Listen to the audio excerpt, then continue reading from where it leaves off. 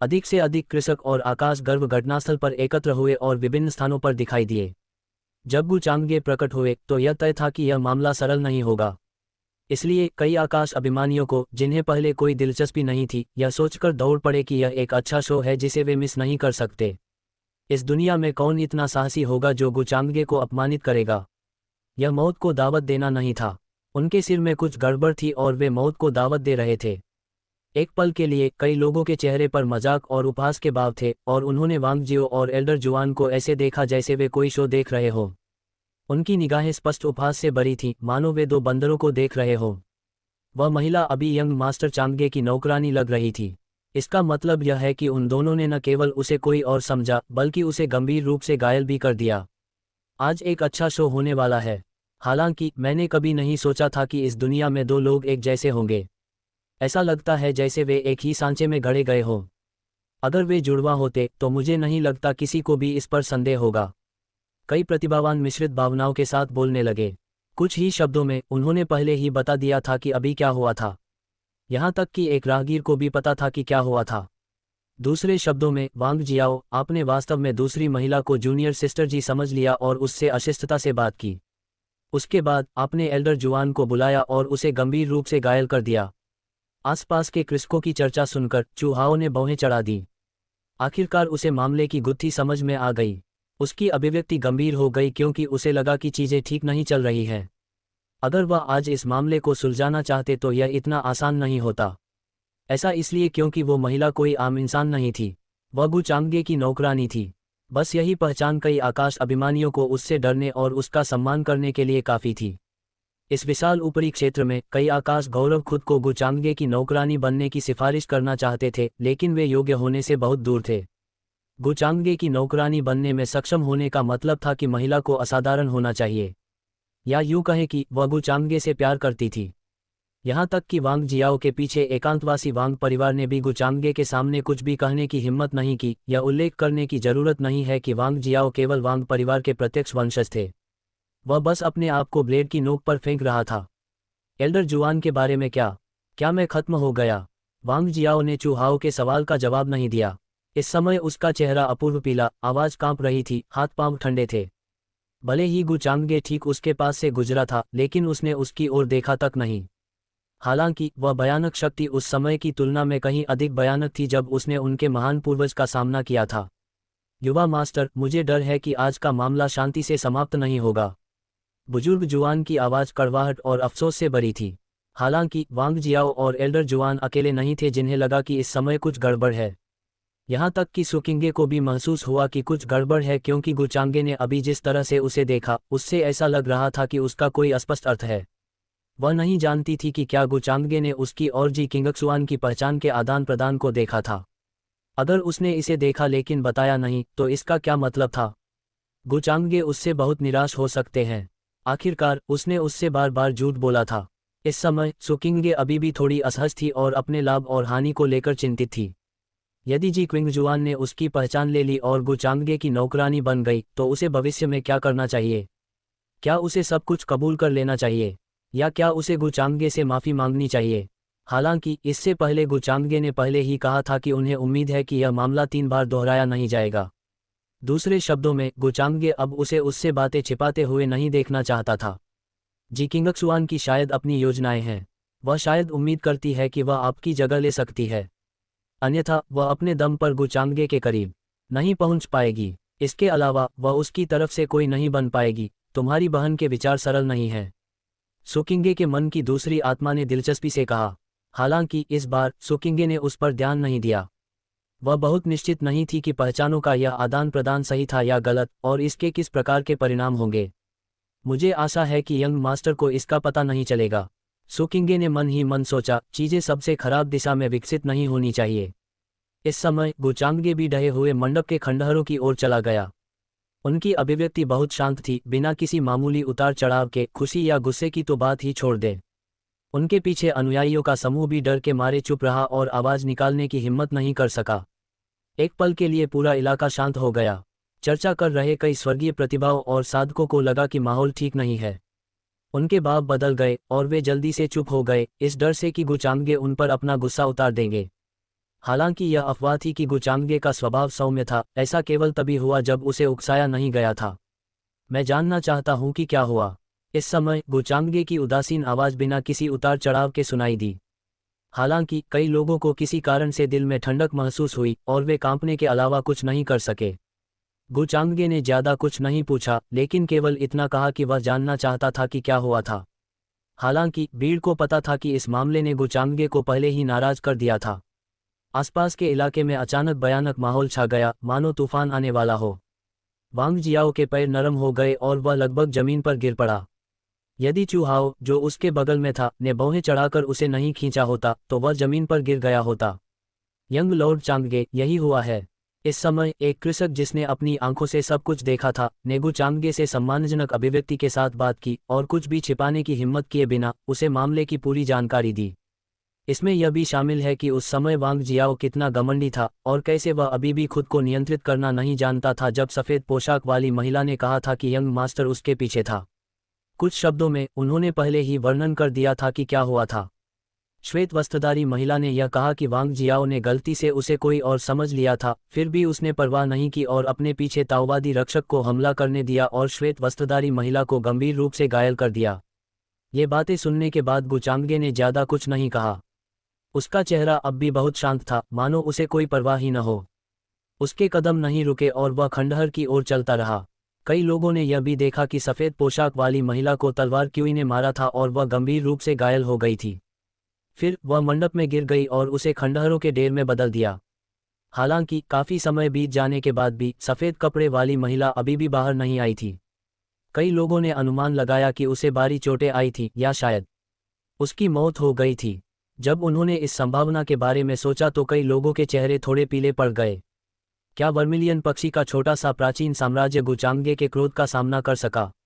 युवा मास्टर, हालांकि जैसे ही भीड़ अनुमान लगा रही थी, उन्होंने खून से लथपथ एक महिला को खंडहर से लड़खड़ाते हुए बाहर निकलते देखा।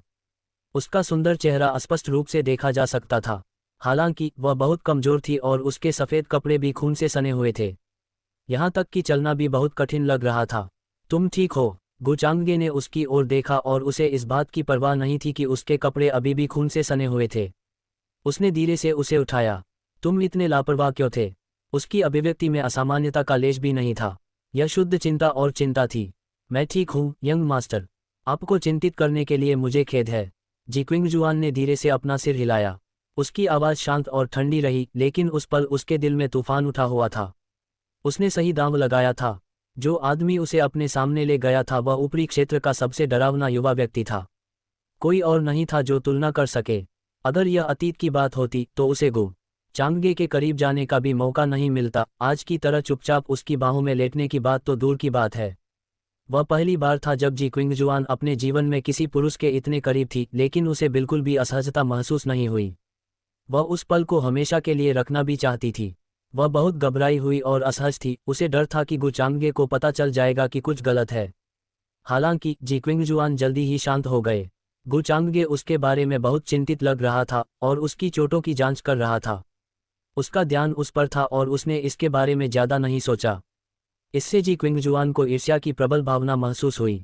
वह पहली बार थी जब वह छोटी थी तब से कोई उसके बारे में इतना चिंतित था, भले ही वह जानती थी कि गुचांगे उसे अपनी बहन के रूप में मान रहा था। दीदी बहुत भाग्यशाली है, जी क्विंगजुआन ने अपने दिल में ऐसा सोचा, लेकिन उसने अपने चेहरे पर कोई असामान्यता नहीं दिखाई। युवा मास्टर, क्या मैं गंभीर रूप से घायल हूँ?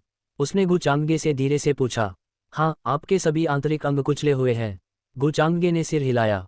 उनकी आवाज़ हमेशा की तरह शांत थी। लेकिन आपको चिंता करने की जरूरत नहीं है, यह घातक नहीं है। ठीक है, जी क्विंगजुआन ने सिर हिलाया और चुपचाप उसकी बाहों में झुक गया।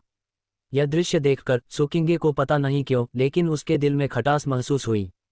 वह जानती थी कि यह व्यक्ति उसकी बहन थी और वे यह सब विनिमय करने को तैयार थे। हालांकि वह अपनी भावनाओं को रोक नहीं पाई। बताओ, तुम कैसे मरना चाहते हो? इस समय गुचांगे ने अंततः वांग जियो और एल्डर जुआन की ओर देखा, जिनके चेहरे पूरी तरह से खून से लथपथ थे। उन्होंने कोई समय बर्बाद नहीं किया और सीधे उनसे पूछा कि वे कैसे मरना चाहते हैं। इस तरह के दबंग और उदासीन रवैये ने जी क्विंगजुआन को अपनी सांस रोकने में असमर्थ बना दिया। उसे शक्ति का एहसास हुआ। यह वही चीज़ थी जिसके लिए वह हमेशा तरसती थी। यदि उसके पास शक्ति होती तो उसकी मां को बंद नहीं किया गया होता और वह विवाह गठबंधन में शतरंज का मोहरा बनकर नहीं रह गई होती। वांग जियाओ और एल्डर जुआन ने उसके साथ इतना लापरवाही से व्यवहार करने, उसे गंभीर रूप से घायल करने और उसके जीवन और मृत्यु का फैसला इतनी आसानी से करने की हिम्मत नहीं की होगी। यह सब शक्ति नामक चीज द्वारा लाया गया था। यंग मास्टर चांगगे, कृपया मेरी जान बख्श दे। मैं उस समय इस महिला को अपनी छोटी बहन मानने के मामले में अंधा था। मैंने जानबूझकर ऐसा नहीं किया। मुझे उम्मीद है कि यंग मास्टर चांगगे उदार होंगे और इस बार मुझे माफ कर देंगे। मैंने यह जानबूझकर नहीं किया। यंग मास्टर चांगगे, आपने भी इसे देखा। यह महिला बिल्कुल मेरी कनिष्ठ बहन की तरह दिखती है। उस समय मुझे यह कैसे पता चलेगा? यह सुनकर वांग जियाओ अपनी बुद्धि से डर गया। जैसे ही उसने जल्दी से कहा, उसका चेहरा पीला पड़ गया, लगभग घुटनों के बल जमीन पर झुक गया और दया की भीख मांगने लगा। मैंने पूछा कि तुम कैसे मरना चाहते हो? कारण नहीं। गु चांगगे की आवाज अभी भी शांत थी लेकिन बहुत ठंडी थी। क्या समझ नहीं आता? यंग मास्टर चांगगे, वांग जियाओ वास्तव में मौत से डर गया था। ठंडे पसीने से उसका शरीर भीग गया, उसकी दिव्य आत्मा कांप रही थी, यहाँ तक कि उसकी आवाज भी कांप रही थी। वह बता सकता था कि गु चांगगे उसे मारने के लिए कृतसंकल्प था और इसमें कोई संदेह नहीं था। इससे पहले वह हमेशा दूसरों को धमकाने वाला रहा था। उसने कभी नहीं सोचा था कि एक दिन उसका ऐसा सामना होगा। उसने केवल अपने नौकर को चोट पहुंचाई थी और अब वह उसे मार डालना चाहता था। इससे वांग जियो क्रोधित और भयभीत हो गया, लेकिन वह बहुत अनिच्छुक भी था। क्या आप चाहते हैं कि मैं इसे स्वयं करूं? गु चांगगे अभी भी उदासीनता से बोला, उसकी अभिव्यक्ति बेहद ठंडी थी। उसे वांग जियाओ की पहचान की बिल्कुल भी परवाह नहीं थी, मानो वह एक छोटी सी चींटी का सामना कर रहा हो जिस पर किसी भी समय कदम रखा जा सकता था। यंग मास्टर चांगगे, कृपया मेरी जान बख्श दे। मैं दोबारा ऐसा करने की हिम्मत नहीं करूंगा। मैं इस महिला से माफी मांगने और उसे मुआवजा देने को तैयार हूं। वांग जियाओ की भयभीत आवाज सुनाई दी। वह सीधे धड़ाम से घुटनों के बल बैठ गया। वह मौत से बहुत डरता था और वह जानता था कि उसके पीछे की ताकत गु चांगगे को दबा नहीं सकती। उसी समय उसने जी किंगक्सुआन की ओर देखा और कांपती आवाज में कहा, मैं अभी अंधा था और तुम्हें वह समझ रहा था। मुझे आशा है कि तुम मुझे माफ कर सकते हो और मेरी जान बख्श सकते हो। इस समय अपमान और मान सम्मान जीवन से अधिक महत्वपूर्ण न थे। जब सभी ने यह दृश्य देखा तो उनके दिलों में डर वांग जियाओ से कम नहीं था। हालांकि किसी ने भी आवाज उठाने या कहे तो यह सब रोकने की हिम्मत नहीं की। दिन के अंत में वांग जियाओ ने इसे अपने ऊपर ले लिया। जी क्विंगक्सुआन की चमकदार आंखें वांग जियो को घूर रही थी। वह बहुत ठंडी लग रही थी लेकिन अपने दिल में वह बेहद खुश थी। आखिरकार उसने उस व्यक्ति को अपने सामने दया की भीख मांगते हुए देखा जिससे वह सबसे अधिक नफरत करती थी। यह कुछ ऐसा था जिसके बारे में उसने अतीत में सोचने की हिम्मत नहीं की होगी। किंगे, तुम उसके साथ क्या करने की योजना बना रही हो? इस समय गु चांगगे ने उसकी ओर देखा और पूछा। जब जी क्विंगजुआन ने यह सुना तो वह थोड़ा स्तब्ध रह गई। उसने धीरे से कहा, मैं तुम्हारी बात सुनूंगी। गु चांगगे ने सिर हिलाया, ठीक है, फिर मैं उसे मार डालूंगा और तुमसे माफी मांगने पर मजबूर कर दूंगा। जी क्विंगजुआन का दिल कांप उठा। हालांकि ऐसा लग रहा था कि गु चांगगे को उसके बारे में चिंता थी। उसने गहराई से सोचा, अगर गु चांगगे को पता चला कि उसने अपनी बहन के साथ पहचान बदल ली है तो परिणाम अकल्पनीय होंगे। यह आदमी बहुत भयानक था। यह सुनते ही वांग जियाओ की अभिव्यक्ति बदल गई। उसकी दिव्य आत्मा कांप उठी और उसका पूरा शरीर ठंडा हो गया। वह ऐसे चिल्लाया मानो तिनके पकड़ रहा हो। एल्डर जुआन, वह एल्डर जुआन ही था जिसने उसे चोट पहुंचाई थी। तब मैं उसका मैच नहीं था। इस समय उसे किसी और चीज की परवाह नहीं थी क्योंकि वह जीवित रहना चाहता था। बुजुर्ग जुआन की अभिव्यक्ति भी बदल गई। उन्हें उम्मीद नहीं थी कि वांग जियाओ ऐसा कहेंगे। वह बहुत निराश था लेकिन उससे भी अधिक वह असहाय महसूस कर रहा था। सबसे बड़े वरिष्ठ, मुझे बचा लो। हालांकि वांग जियो ने उसकी परवाह नहीं की। जल्द ही उसने चू हाओ की ओर विनती भरी दृष्टि से देखा। वह जानता था कि चू हाओ बहुत शक्तिशाली था, यहाँ तक कि उन्हें सर्वोच्च निवास द्वारा एक अत्यंत भयानक धर्म हथियार भी दिया गया था। अपनी ताकत से वह वांग जियो को बचा सकता था। इसके अलावा सबसे बड़े वरिष्ठ को सर्वोच्च निवास द्वारा अत्यधिक महत्व दिया गया था। भले ही उसने गु चांगगे को नाराज कर दिया हो, सर्वोच्च निवास उसके पक्ष में खड़ा होगा। वांग जियो, आप। चू हाओ की नाराजगी गहरी हो गई। वह बहुत विवादग्रस्त था। उन्हें अचानक ही इस मामले में घसीटा गया।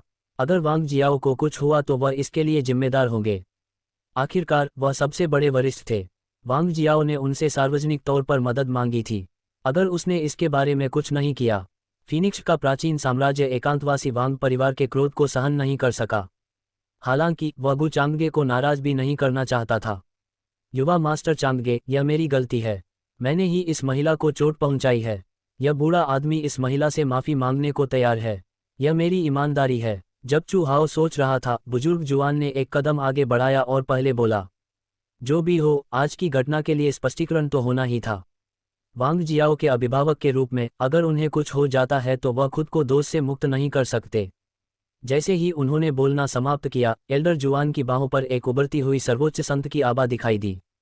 फिर खून की धुंध के दो बादल फूट पड़े। उसकी भुजाएं डर गईं और फट गईं। उसने अपनी ईमानदारी दिखाने के लिए अपनी बाहें तोड़ने का फैसला किया। सबके हाव भाव बदल गए। सर्वोच्च संत चरण के शिखर पर एक प्राणी अर्ध सर्वोच्च चरण से केवल आधा कदम दूर था। हालांकि गु चांगगे के सामने उसे अपनी ईमानदारी दिखाने के लिए अपनी बाहें तोड़ने के लिए मजबूर होना पड़ा। किसी को पता होना चाहिए कि चाहे वह किसी भी शक्ति में हो, सर्वोच्च संत चरण के शिखर पर होना एक अनिवार्य आधारशिला था। युवा मास्टर जी क्विंगजुआन भी थोड़ा चौंक गए। वह चाहती थी कि वांग जियाओ इसकी कीमत चुकाए, लेकिन उसे उम्मीद नहीं थी कि उसका अभिभावक भी ऐसा करेगा। आखिरकार सर्वोच्च संत मंच के शिखर पर एक कृषक एकांतवासी वांग परिवार में वांग जियो से कम महत्वपूर्ण नहीं था। वांग जियाओ के पास ऐसा रक्षक होने का कारण यह था कि उसके चाचा बहुत शक्तिशाली और प्रभावशाली थे। यह काफी नहीं है। हालांकि जिस बात ने जी क्विंगजुआन को और भी अधिक चौंका दिया वह सर्वोच्च संत चरण के शिखर पर एक कृषक का व्यवहार था। गु चांगगे की अभिव्यक्ति अभी भी शांत थी। इसके बजाय उन्हें लगा कि यह पर्याप्त नहीं है। उसने गु चांगगे की ताकत को कम आंका। हालांकि यह वह ताकत थी जिसने उसे चक्कर आने पर मजबूर कर दिया। वह मदहोश हुए बिना नहीं रह सकी। यंग मास्टर चांगगे, यह सुनकर बुजुर्ग जुआन की अभिव्यक्ति बदल गई। उसने फिर दांत पीस लिए। इस समय उसने अपने ही मूल को नष्ट करने का निर्णय लिया। बढ़ती आभा के साथ साथ उसके डेंटियन से एक भयानक उतार चढ़ाव आया। तभी एल्डर जुआन के शरीर पर बिजली गिरी हुई प्रतीत हुई। उसका चेहरा पीला पड़ गया और उसके मुंह के कोने से खून बहने लगा। शिखर परम संत मंच की भयानक आभा अचानक बहुत कुछ नष्ट हो गई। इस दृश्य ने हर किसी का दिल दहला दिया। वे बेहद सदमे में थे। उन्होंने गु चांगगे की भयानक शक्ति का गहराई से अनुभव किया। युवा पीढ़ी में उनके अलावा शायद कोई और नहीं था जो एक great sage peak stage cultivator को अपने ही स्रोत को नुकसान पहुंचाने के लिए मजबूर कर सके, है ना? बुजुर्ग जुआन की हरकत देखकर गु चांगगे ने आखिरकार सिर हिलाया और कुछ नहीं कहा। बुजुर्ग जुआन ने भी राहत की सांस ली। उसने गु चांगगे को नाराज करने की बिल्कुल भी हिम्मत नहीं की। इस समय अगर गु चांगगे ने उसे यहाँ मार डाला तो कोई भी उसके लिए न्याय नहीं मांगेगा। उसे विश्वास नहीं था कि गु चांगगे जैसे युवा अस्तित्व के पास उसे दबाने का साधन नहीं होगा। सर्वोच्च संत चरण की महज चरम साधना संभवतः उनका ध्यान आकर्षित करने के लिए पर्याप्त नहीं थी। बुजुर्ग जुआन को अभी भी वह अफवाह याद है कि गु चांगगे ने राक्षसी कला के उत्तराधिकारी के खिलाफ लड़ने के लिए अंतिम लीन युद्धक्षेत्र में एक सर्वोच्च हथियार का इस्तेमाल किया था और अंत में उसे पीछे हटने के लिए मजबूर किया था। अब जबकि इतना लंबा समय बीत चुका है, गु चांगगे की ताकत और भी अथाह हो जाएगी। मुझे बचा लो सबसे बड़े भाई। मैं सचमुच मरना नहीं चाहता। यह देखकर कि उसके रक्षक को उसकी परवाह नहीं है और वह पहले ही माफी मांगने जा चुका है, वांग जियो का चेहरा पीला पड़ गया। वांग जियाओ का चेहरा और भी पीला और भयभीत हो गया। उसने चू हाओ को अपनी आखिरी उम्मीद मानते हुए उसकी ओर देखा। यह चू हाओ को बेहद असहाय और संघर्षपूर्ण महसूस हुआ। इस बिंदु पर क्या वह अभी भी एक टुकड़े में पीछे हट सकता है? अंत में वह केवल दोनों पक्षों को नाराज करेगा। इससे उसके हृदय में आह निकल पड़ी। यंग लॉर्ड चांगगे, क्या आप कृपया इस बार मेरी खातिर वांग जियो को माफ कर सकते हैं? मैं सर्वोच्च निवास का सबसे बड़ा वरिष्ठ भाई हूँ। साथ ही मैं वर्मिलियन बर्ड के प्राचीन साम्राज्य का तीसरा राजकुमार भी हूँ। उस पल में चू हाओ अंततः आगे बढ़े और वांग जियो के ऐसा कहते ही उनके सामने खड़े हो गए। उनके तुरंत आगे बढ़ने से आसपास काफी हंगामा मच गया। वर्मिलियन बर्ड के प्राचीन साम्राज्य के कई कृषकों ने उन्हें पहचाना। वर्मिलियन पक्षी के प्राचीन साम्राज्य का तीसरा राजकुमार। उन्होंने वर्मिलियन बर्ड के प्राचीन साम्राज्य में कई किंवदंतियां छोड़ी थीं। युवा पीढ़ी के कई लोगों ने उनका अनुकरण किया और उनकी पूजा की। बहुत से लोगों को नहीं पता था कि चू हाओ पहले ही लौट आया था। वे सभी एक बार में चौंक गए। भाई चू हाओ, आखिरकार आप वापस आ गए। किनारे एक मंडप में एक शालीन और सौम्य महिला यह सब करीब से देख रही थी। वह बहुत आश्चर्यचकित थी और उसकी खूबसूरत आंखों में आश्चर्य और लालसा की तीव्र भावना प्रकट हुई। ओ नियति का पुत्र, अंततः इसे अब और नहीं रोक सका। गु चांगगे का दिल तेजी से धड़कने लगा। वह इसी पल का इंतजार कर रहा था। हालांकि उनकी अभिव्यक्ति अभी भी ठंडी थी। उसने शांति से पूछा, क्या आप यह कह रहे हैं कि आप उसकी रक्षा करना चाहते हैं और मेरे खिलाफ जाना चाहते हैं? यंग लॉर्ड चांगगे, आपने गलत समझा है। मैं आपके विरुद्ध नहीं जाना चाहता। हालांकि वांग जियाओ के सबसे बड़े वरिष्ठ भाई के रूप में मैं यूं ही बैठकर कुछ नहीं कर सकता। चू हाओ ने ऐसे ढंग से कहा जो न तो दासत्वपूर्ण था और न ही दबंग था। वह थोड़ा असहाय लग रहा था और उसने उल्लेख किया कि उसे परम सर्वोच्च ग्रोटो स्वर्ग का समर्थन प्राप्त था। हालांकि गु चांगगे की पृष्ठभूमि अतुलनीय थी, उसके पीछे के सबसे सर्वोच्च ग्रोटो स्वर्ग को भी नजरअंदाज नहीं किया जा सकता था। भविष्य में चू हाओ संभवतः सबसे सर्वोच्च ग्रोटो स्वर्ग के गुफा मास्टर का पद संभालेंगे। फायदे और नुकसान पर विचार करने के बाद चू हाओ को लगा कि वांग जियो को बचाना उचित है, भले ही गु चांगगे उसके खिलाफ हो जाए। ऐसा इसलिए था क्योंकि गु चांगगे के पीछे दीर्घायु गु कबीला इतनी छोटी सी बात पर वर्मिलियन पक्षी के प्राचीन साम्राज्य पर अपना गुस्सा नहीं उतारेगा। हालांकि एकांतप्रिय वांग कबीला अलग था।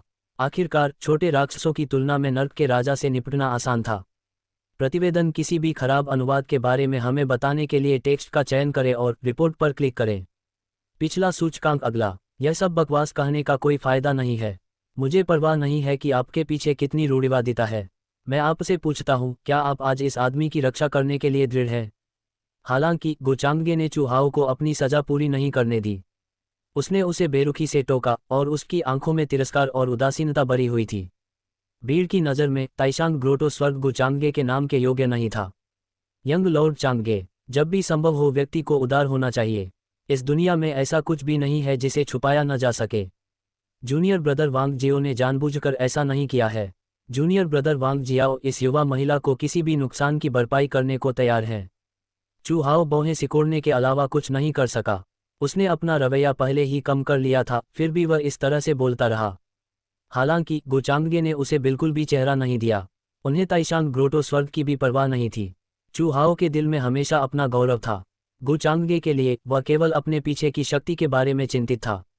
आखिरकार उन्होंने कुछ 100 साल की उम्र में अर्ध सर्वोच्च क्षेत्र हासिल कर लिया था। वह हमेशा कम प्रोफाइल रखते थे और कोई खबर नहीं फैलाते थे। अन्यथा इसने निश्चित रूप से दुनिया को चौंका दिया होता और सभी रूढ़िवादियों का ध्यान आकर्षित किया होता। युवा पीढ़ी के तथाकथित नंबर 1 गु चांगगे उनकी नज़र में केवल इतने ही थे। उसी पीढ़ी के वे आकाश गौरव केवल संत क्षेत्र में तब तक टिके हुए थे जब वे उसकी उम्र के थे। हालांकि वह पहले से ही सर्वोच्चता बनने के करीब था। इस गर्व के साथ चू हाओ का शुरुआत में गु चांगगे के साथ कुछ संघर्ष हुआ। हालांकि अपने पिता सम्राट के प्रति उसके रवैये के कारण वह सहज हो गया। हालांकि आज गु चांगगे ने उसे बिल्कुल भी चेहरा नहीं दिया। वह सचमुच गुस्से में था। मुआवजा, क्या आपको लगता है कि मुझे इसकी जरूरत है? गु चांगगे ने शांति से कहा, शायद आपकी राय में आपका कनिष्ठ भाई क्षतिपूर्ति करने के योग्य है। क्षमा करें, मेरी नज़र में उसकी तुलना मेरे किंज के बालों के एक कतरे से भी नहीं की जा सकती। कहने की जरूरत नहीं है, उसने आज किंज को इतनी गंभीर चोटें पहुंचाई। अगर मैं आज उसके टुकड़े टुकड़े नहीं करूंगा तो मुझे लगता है कि मैं उसे आसानी से छोड़ दूंगा। गु चांगगे ने यह बात लापरवाही से कही, लेकिन इससे भीड़ के दिलों में तूफान मच गया। यह सु किंगे और जी किंगक्सुआन के लिए विशेष रूप से सच था। हालांकि उन दोनों ने अपनी पहचान बदल ली थी, लेकिन ये शब्द उन पर निर्देशित प्रतीत होते थे। इससे उनके हृदय पसीज गए और वे बहुत देर तक शांत न हो सके। कई महिला प्रतिभाओं के दिल कांप उठे और वे अतुलनीय रूप से ईर्ष्यालु थी।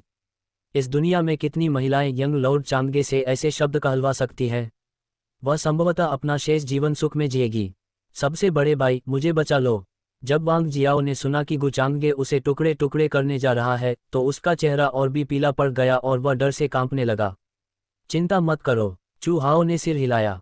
वह गु चांगगे की बातों से बिल्कुल भी सहमत नहीं था। बूम! इस समय गु चांगगे ने कोई और शब्द बर्बाद करने का इरादा नहीं किया और सीधे हमला कर दिया। स्वर्ग से बड़ी जादुई शक्ति ने उसकी हथेली का पीछा किया, जो एक भयानक सुनहरे चक्की के पत्थर में बदल गया जिसने स्वर्ग को ढक दिया। वह गड़गड़ाहट की आवाज के साथ नीचे की ओर कुचला गया। प्रतीक अवतरित हुए और कानून आपस में जुड़ गए। यह अत्यधिक शक्तिशाली था। भले ही एल्डर जुआन एक महान संत थे, लेकिन आतंक की भावना महसूस होने पर उनकी अभिव्यक्ति में भारी बदलाव आया। उसके शरीर में वास्तव में एक चुभने वाला दर्द महसूस हुआ, मानो वह फटने वाला हो। यदि वह भी ऐसा था तो अन्य प्रतिभावान और साधक तो और भी अधिक थे। डर के मारे वे सभी दिशाओं में पीछे हट गए, इस डर से कि कहीं बाद के झटकों से वे प्रभावित न हो जाएं। इस प्रकार की शक्ति पहले से ही कुछ ऐसी नहीं थी जिसके खिलाफ एक सामान्य महान संत संघर्ष कर सके, और यह सिर्फ गु चांगगे की आकस्मिक हथेली थी। ट्रू इमोर्टल एकेडमी की प्रतिभाओं ने इसे सबसे अधिक महसूस किया। उनकी आंखें अविश्वास से चौड़ी हो गईं। यह बहुत डरावना है। तो क्या यह यंग लॉर्ड चांगगे की ताकत के हिमशैल का सिर्फ एक सिरा है? इससे पहले मैंने हमेशा सोचा था कि वह अधिक से अधिक एक संत थे, लेकिन आज उन्होंने जो दिव्य शक्ति प्रदर्शित की है वह संभवतः महान संत क्षेत्र के करीब है। यह अविश्वसनीय है। किसने सोचा होगा कि यंग लॉर्ड चांगगे ने वास्तव में अपनी ताकत इतनी गहराई से छिपाई थी? शायद यह वही ताकत है जो उसने दिखाई। यह सोचकर अनेक प्रतिभाओं के मन में उनके प्रति आदर और श्रद्धा और गहरी हो गई। हालांकि वे बिल्कुल भी नहीं रुके। वे दिव्य इंद्रधनुषों पर सवार हुए और शीघ्र ही इस स्थान से चले गए। उन्हें लगा कि लड़ाई पूरी वर्मिलियन बर्ड इंपीरियल कैपिटल को घेर लेगी और सब कुछ नष्ट कर देगी। गु चांगगे, चू हाओ की अभिव्यक्ति भी बहुत बदसूरत थी। उसे उम्मीद नहीं थी कि गु चांगगे बिना कुछ कहे सीधे हमला कर देगा। उसके पास वांग जियो को पकड़ने और पीछे हटने के अलावा कोई विकल्प नहीं था। अगर उसने गु चांगगे पर हमला किया तो क्या इसका मतलब यह नहीं होगा कि वह अपने पीछे की विशाल और भयानक पृष्ठभूमि को अपमानित करेगा? संयमित होने की इस भावना ने चू हाओ को बेहद व्यथित महसूस कराया। गड़गड़ाहट। हालांकि जैसे ही वह पीछे हटा, गु चांगगे की हथेली सीधे गिरी, जिससे नीचे की कई इमारतें और मंडप फट गए। भयानक दरारें शाही राजधानी में फैल गईं। महलों और हवेलियों के बड़े क्षेत्र धूल में बदल गए। कई किसान जो समय पर पीछे नहीं हट सके, वे भी चीख पुकार के बीच शरीर और आत्मा से नष्ट हो गए। ऐसे दृश्य से चू हाओ का दिल ठंडा हो गया और उनमें गुस्सा जाग गया। आखिरकार यही वह स्थान है जहां उनका जन्म हुआ था और इसके प्रति उनकी गहरी भावनाएं थीं। गु चांगगे इसे अनदेखा कर सकता था, लेकिन वह नहीं कर सका। खास तौर पर खेती करने वालों में कई जाने पहचाने चेहरे थे। गु चांगगे ने जी क्विंगजुआन को जाने दिया और शून्य में चला गया। उन्होंने शांति से कहा, इस समय क्या आप अभी भी उसकी रक्षा करेंगे? गु चांगगे, दीर्घायु गु कबीले के उत्तराधिकारी और ट्रू इमोर्टल अकादमी के शिष्य के रूप में, क्या आप इसी तरह दूसरों को धमकाते हैं और उनके जीवन की उपेक्षा करते हैं? चू हाओ गुस्से से जल रहा था और चिल्लाने के अलावा कुछ नहीं कर सका। मैंने क्या गलत किया? गु चांगगे का लहजा अभी भी हमेशा की तरह अनौपचारिक था। दूसरी ओर, आप अपने इस तथाकथित कनिष्ठ भाई को बचाने के लिए मेरे खिलाफ जा रहे हैं। वर्मिलियन बर्ड के प्राचीन साम्राज्य के राजकुमार के रूप में आप अपने लोगों की परवाह कैसे नहीं कर सकते? शायद आपको लगता है कि वे आपके तथाकथित जूनियर भाई जितने अच्छे नहीं हैं। ऐसा लगता है कि आपका यह जूनियर भाई आपके लिए काफ़ी उपयोगी है। जैसा कि कहा जाता है, खून बहाए बिना हत्या करना।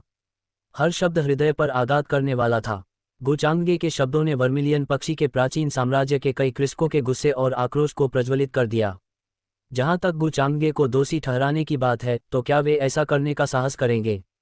दूसरी ओर, एक राजकुमार के रूप में चू हाओ ने अपने ही लोगों की रक्षा नहीं की। इसके बजाय वह अपने जूनियर भाई को बचाने गया और गु चांगगे को नाराज कर दिया। कोई भी समझदार व्यक्ति देख सकता था कि गु चांगगे को इस मामले में स्पष्टीकरण देना होगा। हालांकि चू हाओ ने वांग जियो को बचाने पर जोर दिया। क्या यह स्पष्ट रूप से गु चांगगे को दुश्मन बनाना नहीं था? गु चांगगे, वास्तव में तुम्हारे पास कुछ चालें हैं। क्या तुम्हें लगता है कि इस तरह के व्यवहार से तुम्हें एक सज्जन व्यक्ति माना जा सकता है? चू हाओ की आवाज़ ठंडी थी। स्वाभाविक रूप से वह गु चांगगे के शब्दों के पीछे का अर्थ समझ गया। हालांकि इस समय वह दुविधा में था और वर्मिलियन पक्षी के प्राचीन साम्राज्य के कृषकों को अपनी बात नहीं समझा सका। मैंने कभी नहीं कहा कि मैं एक अच्छा इंसान था। गु चांगगे मुस्कुराए और बहुत शांत दिखे। ऐसा लगता है कि वर्मिलियन पक्षी का प्राचीन साम्राज्य आज मेरे विरुद्ध जाने के लिए कृतसंकल्प है। डिंग। भाग्य के पुत्र चू हाओ ने वर्मिलियन पक्षी के प्राचीन साम्राज्य के लोगों के दिलों को नुकसान पहुंचाया है। उसके भाग्य अंक लगातार घटते जा रहे हैं। सिस्टम से नोटिफिकेशन सुनकर उन्होंने इस पर ज्यादा ध्यान नहीं दिया। आखिरकार सब कुछ उसकी उम्मीदों के अनुरूप था। चू हाओ ने सोचा कि गु चांगगे का लक्ष्य वांग जियो था। हालांकि वह नहीं जानता था कि गु चांगगे केवल उसके साथ खेल रहा था। शुरू से अंत तक गु चांगगे का लक्ष्य हमेशा फॉर्च्यून का बेटा चू हाओ था। गु चांगगे, यह सब मेरा अपना काम है। इसका वर्मिलियन पक्षी के प्राचीन साम्राज्य से कोई लेना देना नहीं है। उन्हें इसमें मत घसीटो। चू हाओ ने यह सुना और धीमी आवाज में कहा, वर्मिलियन पक्षी और उसके पिता का प्राचीन साम्राज्य उसकी कमजोरियां थी। वह रिश्तों को महत्व देने वाले व्यक्ति थे। अन्यथा जब यिन की मृत्यु के दिन वर्मिलियन पक्षी के प्राचीन साम्राज्य पर हमला किया जा रहा था तो वह पहाड़ से वापस नहीं भागा होता। हालांकि गु चांगगे इसका इस्तेमाल उसे धमकी देने के लिए कर रहा था। क्या आपने खुद को वर्मिलियन पक्षी के प्राचीन साम्राज्य का तीसरा राजकुमार नहीं कहा? अब इसका आपसे कोई लेना देना नहीं है। गु चांगगे मंद मंद मुस्कुराया। फिर उसकी अभिव्यक्ति ठंडी हो गई। कोई वर्मिलियन पक्षी के सम्राट को पकड़ो और उसे मेरे पास लाओ। हाँ मास्टर। यह सुनकर उसके पीछे के सभी अनुयायियों को आदेश मिला और वे स्वर्गीय इंद्रधनुष में बदलकर महल की ओर भागने वाले थे। गु चांगगे, यहीं रुक जाओ। यह सुनकर चू हाओ के हाव भाव बदल गए और वह चिल्लाए बिना नहीं रह सका। उसने कभी नहीं सोचा था कि गु चांगगे उसकी कोमल अभिव्यक्ति के चले जाने के बाद ऐसे भयानक पंजे और नुकीले दांत दिखाएगा। इससे उसका हृदय भय से कांपने लगा। बूम! इस समय उसने अब अपनी असली ताकत नहीं छिपाई। भयानक अर्ध सुप्रीम क्यूई उसके शरीर से फूट पड़ी और तुरंत पूरे वर्मिलियन बर्ड इंपीरियल सिटी में फैल गई। इस समय चाहे वह कोई भी कृषक हो, उन सभी को यह अनुभूति महसूस हुई। उनके हृदय और आत्मा कांप उठे और वे उस स्थान पर घुटने टेकने के अलावा कुछ नहीं कर सके। जब कोई सर्वोच्च व्यक्ति क्रोधित होता है तो वे आसानी से आकाश और पृथ्वी को उलट पुलट कर सकते हैं। वे एक हाथ से चंद्रमा को ढक सकते हैं और अपनी उंगलियों के झटके से तारों को चकनाचूर कर सकते हैं। एक अर्ध सर्वोच्च व्यक्ति की शक्ति को अब शब्दों में वर्णित नहीं किया जा सकता है। अगर चू हाओ चाहता तो वह अपने सामने वर्मिलियन बर्ड इंपीरियल सिटी को एक उंगली से नष्ट कर सकता था। अर्ध सर्वोच्च अस्तित्व। हेवेंस, तीसरा राजकुमार एक अर्ध सर्वोच्च प्राणी है। यह अविश्वसनीय है। जब उसने शाही शहर छोड़ा तो वह केवल अमर क्षेत्र में था। केवल कुछ 100 वर्षों में वह एक अर्ध सर्वोच्च प्राणी बन गया। हिस, यह अविश्वसनीय है। तीसरा राजकुमार वास्तव में एक राक्षस है। ऐसी ताकत को अब प्रतिभा के रूप में वर्णित नहीं किया जा सकता है। एक अर्ध सर्वोच्च प्राणी जो कुछ 100 साल पुराना है, बहुत स्वप्निल है। इससे पहले मैंने कभी किसी ऐसे व्यक्ति के बारे में नहीं सुना जो इतनी कम उम्र में अर्ध सर्वोच्च बन गया। इस समय चाहे वह कोई भी हो, वे अतुलनीय रूप से स्तब्ध थे।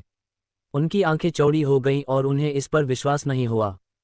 सुक्विंगगे, जी क्विंगक्सुआन और मंडप में मौजूद आकर्षक महिला भी अतुलनीय रूप से हैरान थे। बाई चू हाओ अभी भी बहुत उत्कृष्ट और प्रतिभाशाली हैं। उनकी तुलना कोई नहीं कर सकता। आकर्षक महिला की आंखें प्रशंसा से भरी थीं। सबसे बड़ा बाई एक अर्ध सर्वोच्च व्यक्ति है। यह बहुत अच्छा है। मैं बच गया हूँ। वांग जियाओ आश्चर्यचकित हुए बिना नहीं रह सके और उन्हें आशा महसूस हुई।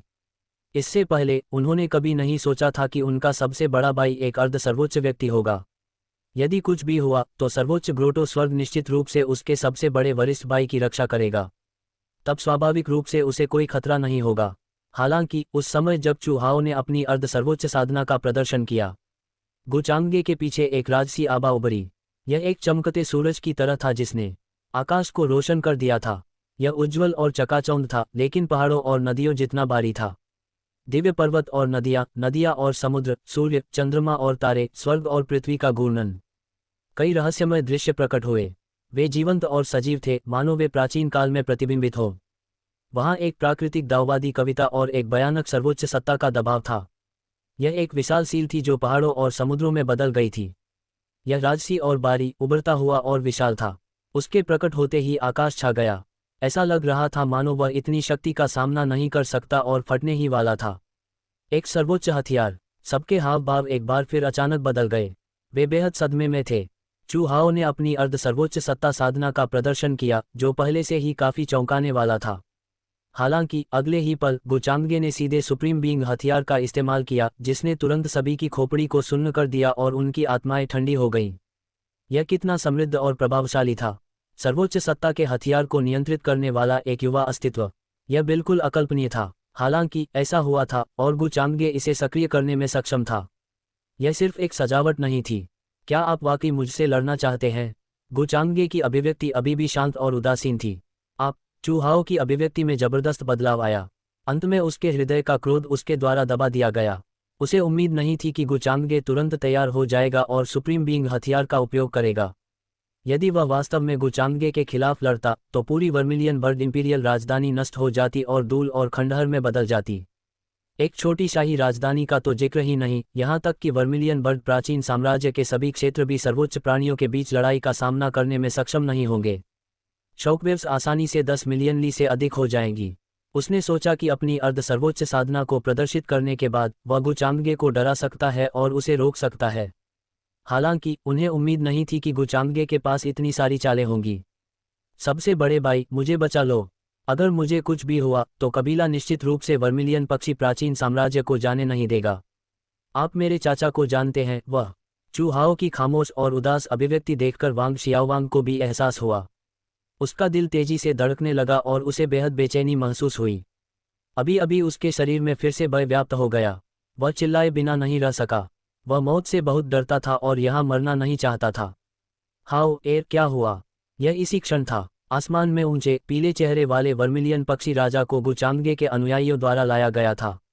वह हैरान और परेशान था। जब वर्मिलियन पक्षी राजा ने यह देखा तो वह घबरा गया और उसे बहुत बेचैनी और डर महसूस हुआ। उसे अभी भी नहीं पता था कि क्या हो रहा है, हालांकि यहाँ तक कि एक सुप्रीम बीइंग हथियार का भी इस्तेमाल किया गया था। क्या वह वर्मिलियन पक्षी प्राचीन साम्राज्य को नष्ट करने की कोशिश कर रहा था? पिता चू हाओ ने अपने दांत पीस लिए और खुद को शांत होने के लिए मजबूर किया। लेकिन जब उसने गुचांगे के ऊंचे और शक्तिशाली रवैये को देखा, जैसे कि वह उसे नीची दृष्टि से देख रही थी, तो उसे बेहद पीड़ा और अनिच्छा महसूस हुई। वह, जो घमंडी और अडिग था, कब इतना उदास और अपमानित हुआ था? हालांकि वर्मिलियन बर्ड किंग गुचांगे के हाथों में था। समझौते के अलावा वह और क्या कर सकता था? युवा मास्टर चांगे, यह है। वर्मिलियन पक्षी राजा ने डर से गुचांगे को देखा और ध्यान से पूछा। मैंने अभी वर्मिलियन बर्ड किंग को आने और शो देखने के लिए आमंत्रित किया है। यह कोई बड़ी बात नहीं है, इसलिए ज्यादा चिंता न करें। गुचांगे थोड़ा मुस्कुराए, फिर अनुयायियों की ओर देखा और उदासीनता से कहा, मैंने आपसे वर्मिलियन पक्षी राजा को यहाँ आमंत्रित करने के लिए कहा था। किसने आपसे उनका अनादर करने के लिए कहा था? हम अपनी गलती जानते हैं, कृपया हमें क्षमा करें गुरु। जब अनुयायियों ने यह सुना तो वे सभी घुटने टेक दिए और तुरंत सहयोग किया। गुचांगे ने सिर हिलाया और उसकी अभिव्यक्ति नरम हो गई। मुझे यकीन है कि वर्मिलियन पक्षी राजा इतनी छोटी सी बात की परवाह नहीं करेगा। उठो। हाँ, धन्यवाद मास्टर। इस दृश्य को देखकर आसपास के कई किसान अपनी रीढ़ की हड्डी में ठंडक महसूस करने से खुद को नहीं रोक सके। गुचांगे के सामने, यहाँ तक कि वर्मिलियन पक्षी राजा को भी ऐसा लग रहा था जैसे उसे किसी भी समय कुचलकर मार दिया जा सकता है। उनके जैसे साधारण कृषक चींटियों से भी कमतर थे। हाओ एर। इस समय वर्मिलियन पक्षी राजा ने मोटे तौर पर अनुमान लगाया कि क्या हुआ था और उसने अपने दिल में आ भरी। पिताजी, अब सब ठीक है। चू हाओ ने अपना सिर हिलाया और अपनी मुट्ठियां खोल दी। उन्होंने आत्मसमर्पण करना चुना था। फिर भयानक अर्ध सर्वोच्च आभा नष्ट हो गई। इस कार्रवाई से चू हाओ की पसंद का पता चल गया था। सबसे बड़े वरिष्ठ भाई, आप मुझे नहीं छोड़ सकते। इस दृश्य को देखकर वांग जियाओ मदद नहीं कर सके लेकिन निराशा महसूस कर सके। तीसरा राजकुमार वह व्यक्ति है जो स्थिति को समझता है। गुचांगे थोड़ा मुस्कुराया और कुछ नहीं बोला।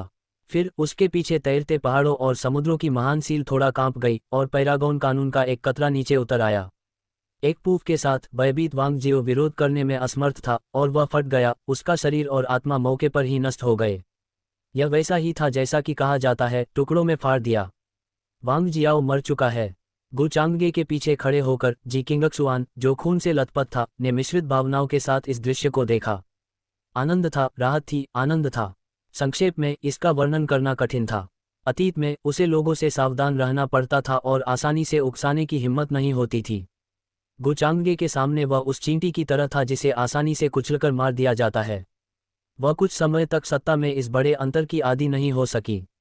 आखिरकार इससे पहले उसने अपनी बहन सुकिंगे को वांग जियो से सावधान रहने की याद दिलाई थी, लेकिन उसे उम्मीद नहीं थी कि वांग जियो शरीर और आत्मा में नष्ट हो जाएगा।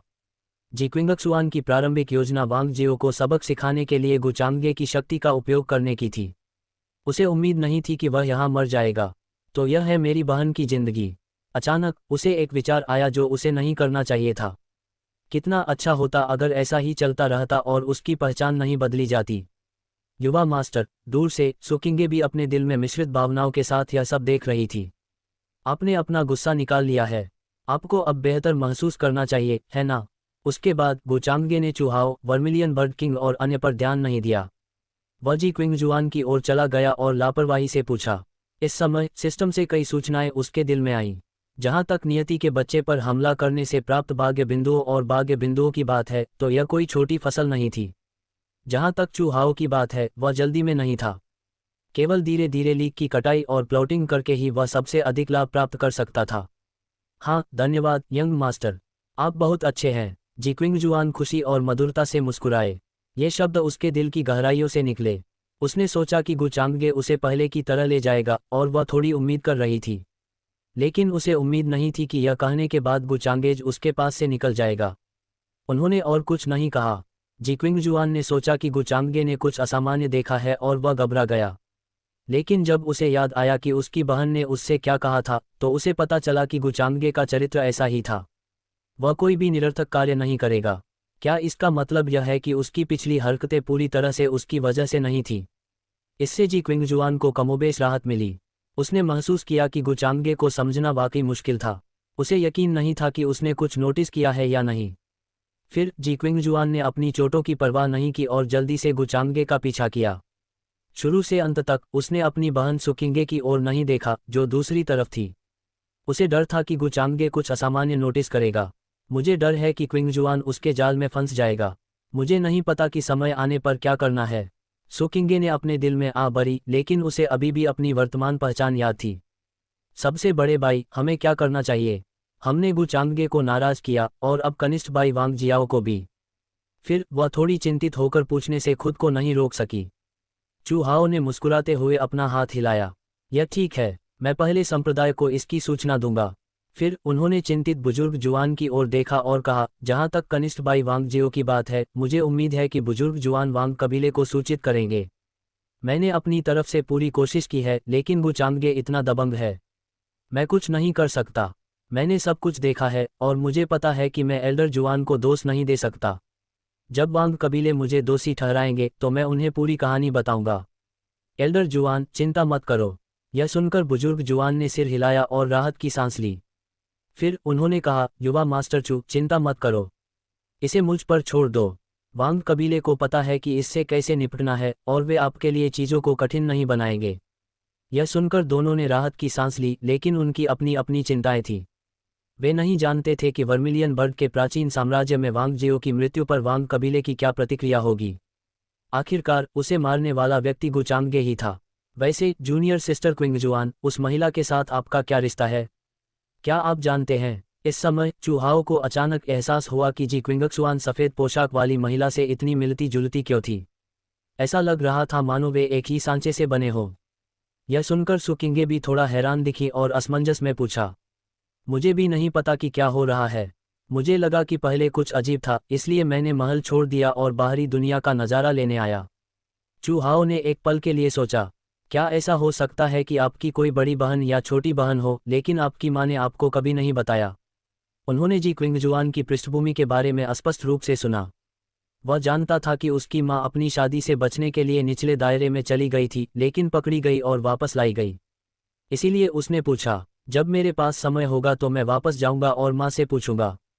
सुक्विंगे ने सिर हिलाया। तभी चू हाओ रुका। प्रतिवेदन, किसी भी खराब अनुवाद के बारे में हमें बताने के लिए टेक्स्ट का चयन करें और रिपोर्ट पर क्लिक करें। पिछला सूचकांक अगला। गुचांगे के जाने के बाद वह स्थान अपने पहले वाले कोलाहल में लौट आया। अनेक कृषक और आकाश गौरव गहन चर्चा करने लगे। वे बेहद सदमे में थे और काफी देर तक इस सदमे से उबर नहीं पाए। आज उन्होंने जो देखा उससे कई लोग स्तब्ध रह गए। चाहे वह बुलाए गए सर्वोच्च हथियार गुचांगे हों या फीनिक्स के प्राचीन साम्राज्य के तीसरे राजकुमार जो अर्ध सर्वोच्च मंच पर पहुंच गए थे, चू हाओ, दोनों ही एक बड़ा हंगामा पैदा करने के लिए पर्याप्त थे। ग्रेट सेंट स्टेज कल्टीवेटर को देखना दुर्लभ था। यह उल्लेख करने की आवश्यकता नहीं है कि एक शिखर महान संत स्टेज कल्टीवेटर था जिसे गुचांगे ने अपनी खुद की भुजाएं काटने और अपने मूल स्रोत को नुकसान पहुंचाने के लिए मजबूर किया था।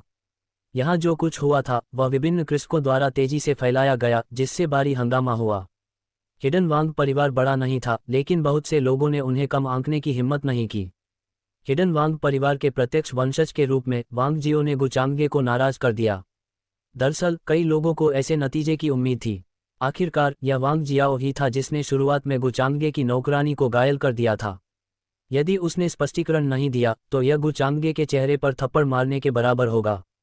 यदि इस मामले को ठीक से नहीं सुलझाया गया तो यह दोनों रूढ़िवादियों के बीच संघर्ष का कारण भी बन सकता है।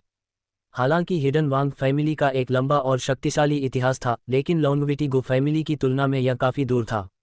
गुचांगे के तरीकों को कई लोगों ने मामूली बात पर पहाड़ बनाने और थोड़ा दबंग होने के रूप में देखा। हालांकि कई लोगों को लगा कि यह उचित था। आखिरकार इससे पहले गुचांगे को चाहे किसी ने भी नाराज किया हो, उनका अंत अच्छा नहीं हुआ। गुचांगे का दबंग रवैया शुरू से ही अजीब नहीं था। रास्ते में उसने कई आकाश अभिमानियों को धमकाया और अपमानित किया था। यहाँ तक कि गोल्डन सिकाडा, बौद्ध बच्चे और बैंगनी सूर्य के स्वर्गीय भगवान जैसे सोपानक के शिष्यों को भी उनके द्वारा अपमानित किया गया था।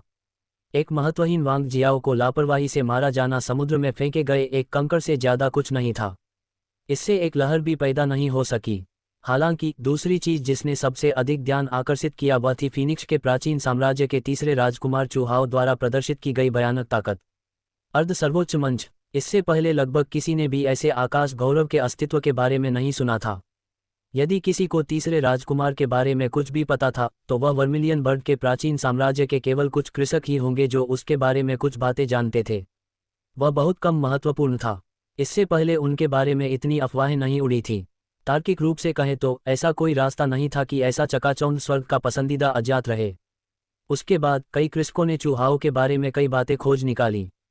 अपने जन्म से लेकर अपनी भयानक प्रतिभा दिखाने तक उसने हर तरह के चौंकाने वाले कारनामे किए थे। उदाहरण के लिए जन्म के दिन एक चौंकाने वाली घटना होगी और लाल मुकुट वाले सारस एक उपहार पेश करेंगे। जब वह 1 वर्ष का था तो उसने इंपीरियल पैलेस के पीछे ठंडे तालाब में फ्लड ड्रैगन के साथ नृत्य किया और 10 लाख साल पुराने फ्रॉस्ट फ्लड ड्रैगन का आंतरिक भाग प्राप्त किया। जब वह 3 साल का था तो उसने गलती से बादल तोड़ने वाली अमर नाव और हरी और लाल दाव तलवार प्राप्त करते हुए प्राचीन अमर गुफा में प्रवेश कर लिया। जब वह 7 वर्ष का था तब उसे सपने में रहस्यमय धर्मग्रंथ का ज्ञान हुआ। अगर उन्होंने जांच नहीं की होती तो उन्हें पता नहीं चलता। एक बार जब उन्होंने ऐसा किया तो कई किसान चौंक गए। वे ईर्ष्यालु और ईर्ष्यालु थे।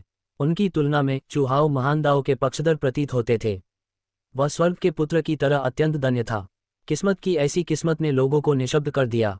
यह कोई आश्चर्य की बात नहीं थी कि वर्मिलियन पक्षी का छोटा सा प्राचीन साम्राज्य ऐसे आकाश गौरव को पोषित कर सका। एक पल के लिए चूहाओं एक बेहद चमकदार काले घोड़े की तरह था जो हर किसी की नज़र में आ गया। एक अर्ध सर्वोच्च स्टेज कल्टीवेटर जो केवल कुछ 100 वर्ष का था। जिन कृषकों ने इसे अपनी आंखों से देखा उनके अनुसार चूहाओं की खेती पहले से ही अर्ध सर्वोच्च चरण के 9वें स्वर्ग के शिखर के करीब थी। वह सर्वोच्च मंच से केवल एक कदम दूर था। ये खबर फैलते ही हर तरफ सनसनी फैल गई। कई अविनाशी संप्रदाय, सर्वोच्च दाववादी, रूढ़िवादी और अन्य प्राचीन ताकतें ध्यान दे रही थीं। वे ऐसे व्यक्ति के अस्तित्व के बारे में बड़ी दूरदर्शिता से जानते थे। चूहाओं के पीछे रहस्यमय और कम महत्वपूर्ण ग्रैंड हेवनली ग्रोटो स्वर्ग हर किसी की आंखों के सामने दिखाई दिया। वे जानते थे कि यह बल केवल कम प्रोफाइल रख रहा था। हालांकि इसकी वास्तविक नींव कुछ अविनाशी संप्रदायों और सर्वोच्च दाववादी रूढ़िवादियों से ज़्यादा कमजोर नहीं थी। कई रूढ़िवादियों को इसे भर्ती करने का प्रलोभन दिया गया। एक अर्ध सर्वोच्च मंच कृषक जो कुछ 100 वर्ष पुराना था। यहाँ तक कि वर्तमान ट्रू इमोर्टल एकेडमी के ऐरे शिष्य भी इस स्तर की प्रतिभा हासिल करने में सक्षम नहीं हो सकते हैं। आखिरकार खेती का स्तर जितना ऊंचा था यह उतना ही कठिन था। अर्ध सर्वोच्च अवस्था का प्रत्येक स्वर्ग अत्यंत कठिन था। कोई भी आसानी से लाखों वर्षों के लिए एकांत में जा सकता है। इसलिए एक अर्ध सर्वोच्च स्टेज कल्टीवेटर का होना जो लगभग कुछ 100 वर्ष पुराना था कितना चौंकाने वाला था। हालांकि चूहाओं चमकदार था। एक और मामला था जिसने उन ताकतों और रूढ़िवादियों को मजबूर कर दिया जो चूहाओं को भर्ती करना चाहते थे। उस समय जो बातें फैलाई गई थी उसके मुताबिक वर्मिलियन पक्षी के प्राचीन साम्राज्य ने गुचांगे को नाराज कर दिया था। इसके अलावा चूहाओं ने व्यक्तिगत रूप से यह सब किया था। इससे कई रूढ़िवादी इस बात पर विचार करने लगे कि क्या चूहाओं को भर्ती करने से गुचांगे नाराज हो जाएंगे। उन्हें आश्चर्य हुआ कि क्या यह इसके लायक था। इसके बारे में बोलते हुए चूहाओं को झटका देने के बाद उसके प्रोविडेंस अंक काफ़ी कम हो जाने चाहिए थे। इसके बजाय वे क्यों बढ़ गए। महल में लौटने के बाद गुचांगे ने चूहाओं के प्रोविडेंस बिंदुओं में बदलाव देखा। एक क्षण के लिए वह थोड़ा आश्चर्यचकित हुआ। उसने सार्वजनिक रूप से चूहाओं पर अत्याचार किया था और वर्मिलियन बर्ड के प्राचीन साम्राज्य के लोगों को बदल दिया था। चूहाओं के प्रोविडेंस अंक भी काफ़ी कम हो गए थे। हालांकि कुछ ही समय बाद उन्होंने देखा कि चूहाओं के प्रोविडेंस अंक लगातार बढ़ने लगे थे। प्रोविडेंस का यह पुत्र जो किसी काम का नहीं है मुझे कई आश्चर्य देता हुआ प्रतीत होता है। गुचांगे न केवल नाराज नहीं था बल्कि उसे सुखद आश्चर्य भी हुआ। उनकी राय में यह एक लीक था जो स्वस्थ रूप से बढ़ रहा था और यह बहुत अच्छी तरह से बढ़ रहा था। तार्किक रूप से कहें तो इस समय एक और ताकत शामिल होनी चाहिए। हालांकि चूहाओं के पीछे की ताकत के अलावा यह और कौन हो सकता है। यह चूहाओं की महिला प्रधान होनी चाहिए। जल्द ही इस संभावना का अनुमान लगाते हुए गुचांगे की आंखें हल्की सी चमक उठी। हालांकि चूहाओं जैसा पुनर्जन्मित प्रोविडेंस पॉइंट टेम्पलेट देखना दुर्लभ था, लेकिन ऐसा नहीं था कि उसने इसे पहले कभी नहीं देखा था। संक्षेप में कहा जा सकता है कि उनकी किस्मत इस दुनिया से बाहर थी। हालांकि चूहाओं की पृष्ठभूमि खराब नहीं थी। वह वर्मिलियन बर्ड के प्राचीन साम्राज्य का तीसरा राजकुमार था। हालांकि ऊपरी क्षेत्र जैसी जगह में यह एक सुदूर गांव से बाहर निकलने जैसा था। ज़्यादा फर्क नहीं था। यही कारण है कि इतने सारे आकाश अभिमानी लोग वर्मिलियन पक्षी के प्राचीन साम्राज्य को हे दृष्टि से देखते थे, यह सोचकर कि यह बहुत दूर है। अगर ऐसा है तो चूहाओं की नायिका की पृष्ठभूमि असाधारण होनी चाहिए। यही कारण है कि वह उसके लिए इतनी बड़ी मात्रा में प्रोविडेंस लेकर आई। इस विचार पर गुचांगे की मुस्कान थोड़ी चंचल थी। उसके बाद उन्होंने अपने अनुयायियों को वर्मिलियन बर्ग की शाही राजधानी की स्थिति पर कड़ी नज़र रखने का आदेश दिया। साथ ही उन्होंने उन्हें उस महिला की जांच करने का आदेश दिया जो कभी चूहाओं की करीबी थी। हालांकि ऐसा लगता था कि वर्मिलियन बर्ग के सम्राट अभी भी देश के प्रभारी थे, वास्तव में उन्हें बहुत पहले ही गुचांगे ने अपने कब्जे में ले लिया था। महल सहित सब कुछ गुचांगे की निगरानी में था। बेशक चूहाओं को उसकी खोज करने से रोकने के लिए गुचांगे ने उसकी जासूसी करने के लिए किसी को नहीं भेजा। एक अर्ध सर्वोच्च व्यक्ति की जासूसी करना यथार्थवादी नहीं था। युवा मास्टर, इस समय जी क्विंगजुआन, जो लगभग अपनी चोटों से उबर चुकी थी, अंदर आई। उस समय उन्हें जो चोटें लगी थीं वे कुछ गोलियां और सेंट एलिक्सिर लेने के बाद स्वाभाविक रूप से बहुत जल्दी ठीक हो गईं। इस समय वह थोड़ी घबराई हुई और असहज महसूस कर रही थी। हालांकि उसने अपना संयम बनाए रखने की पूरी कोशिश की, लेकिन बाहर स्थिति ऐसी नहीं थी। वह अभी भी अनिश्चित महसूस कर रही थी। अकेले गुचांगे का सामना करते हुए, खासकर जब उसका विवेक दोषी था, वह उसकी भयानक आभा को और भी अधिक स्पष्ट रूप से महसूस कर सकती थी। यहाँ तक कि जब वह जी परिवार में बड़े पूर्वज से मिली तब भी उन्हें इतनी तीव्र घबराहट, बेचैनी और भय महसूस नहीं हुआ। आपकी चोटें कैसी हैं? गुचांगे ने अपना सिर उठाया, उसकी ओर देखा और लापरवाही से पूछा। वे लगभग ठीक हो गए हैं। आपकी चिंता के लिए धन्यवाद, यंग मास्टर। यह सुनकर जी क्विंगजुआन ने जल्दी से कहा, लेकिन उसे लगा कि उसके शब्द थोड़े घबराए हुए लग रहे थे। हालांकि गुचांगे को उसकी घबराहट नजर नहीं आई, या शायद उसने इसे नोटिस किया लेकिन परवाह नहीं की। उसने आगे बढ़कर उसे अपने आलिंगन में खींच लिया और लापरवाही से पूछा, वह लड़की जो तुम्हारी तरह दिखती है, क्या तुम्हारे मन में उसके बारे में कोई विचार नहीं है? जी क्विंगजुआन ने महसूस किया कि जब वह गुचांगे के आलिंगन में लिपटी तो उसे मन की शांति की यह अनुभूति विशेष रूप से पसंद आई। डरने की कोई बात नहीं थी, चिंता की कोई बात नहीं थी। क्या इस दुनिया में ऐसी कोई चीज़ थी जो यंग मास्टर के आलिंगन से अधिक आनंददायक थी? इस समय उसने खुद को पूरी तरह से अपनी बड़ी बहन सुकिंगे की भूमिका में डाल दिया था। यह सुनकर उसने जानबूझकर अपना सुंदर चेहरा उठाया और समझाया, युवा मास्टर, मुझे लगता है कि वह मेरी छुपी हुई बहन हो सकती है। जब माँ को ऊपरी लोक में वापस लाया गया तो वह गर्भवती रही होगी। गुचांगे ने ओह के साथ जवाब दिया, लेकिन उसे कोई परवाह नहीं थी। तो फिर क्या आप उसके साथ फिर से जुड़ने की योजना नहीं बना रहे हैं? अगर मौका मिला तो शायद मैं जाऊंगा और उससे मिलूंगा।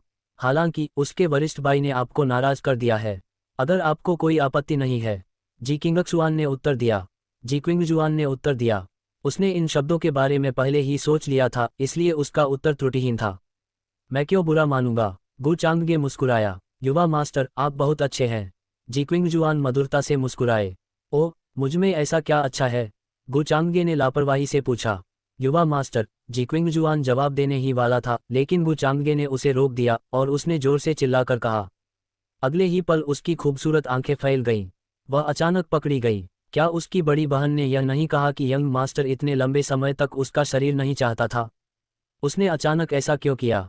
हालांकि इस समय जी क्विंगजुआन के पास इसके बारे में सोचने का समय नहीं था। उसका दिमाग खाली था। क्या ऐसा हो सकता है कि वह अपनी बड़ी बहन से पहले आई हो? जबकि इस घटना के कारण बाहरी दुनिया में हंगामा मच गया था, वर्मिलियन बर्ग का प्राचीन साम्राज्य भी शांतिपूर्ण नहीं था। हाओ, तुम मूर्ख हो। वर्मिलियन बर्ग के प्राचीन साम्राज्य के महल में गहराई। सिंदूर पक्षी का राजा, जिसने सब कुछ सुन लिया था, असहाय होकर आहें भर रहा था। उसका चेहरा चिंता से भरा हुआ था। पहले उसे नहीं पता था कि क्या हो रहा है। उसने सोचा कि गुचांगे और चूहाओं के बीच झगड़ा हो गया है। लेकिन अब वह जानता था कि चूहाओ किसी ऐसे व्यक्ति को बचाना चाहता था जिसने गुचांगे को नाराज किया था। हालांकि वह व्यक्ति चूहाओं का कनिष्ठ भाई था और एकांतप्रिय वांग परिवार का प्रत्यक्ष वंशज था, फिर भी उसे लगा कि यह इसके लायक नहीं है। उसने गुचांगे को नाराज कर दिया था। भले ही गुचांगे ने बाद में कुछ नहीं कहा, लेकिन नाराजगी पहले ही दूर हो चुकी थी। हालांकि दुश्मनी पहले ही बन चुकी थी और इसे सुलझाना लगभग असंभव था। यह बिल्कुल भी इसके लायक नहीं था। ऐसा लगता है कि गुचांगे ने मुझे सिर्फ आपको समर्पण करने के लिए मजबूर करने के लिए बुलाया था। हाओ एर, अगर तुमने वैसा नहीं किया जैसा उसने कहा था तो शायद अब तक गुचांगे ने मुझे मार डाला होता। मैंने सोचा था कि वह वास्तव में सौम्य और परिष्कृत था।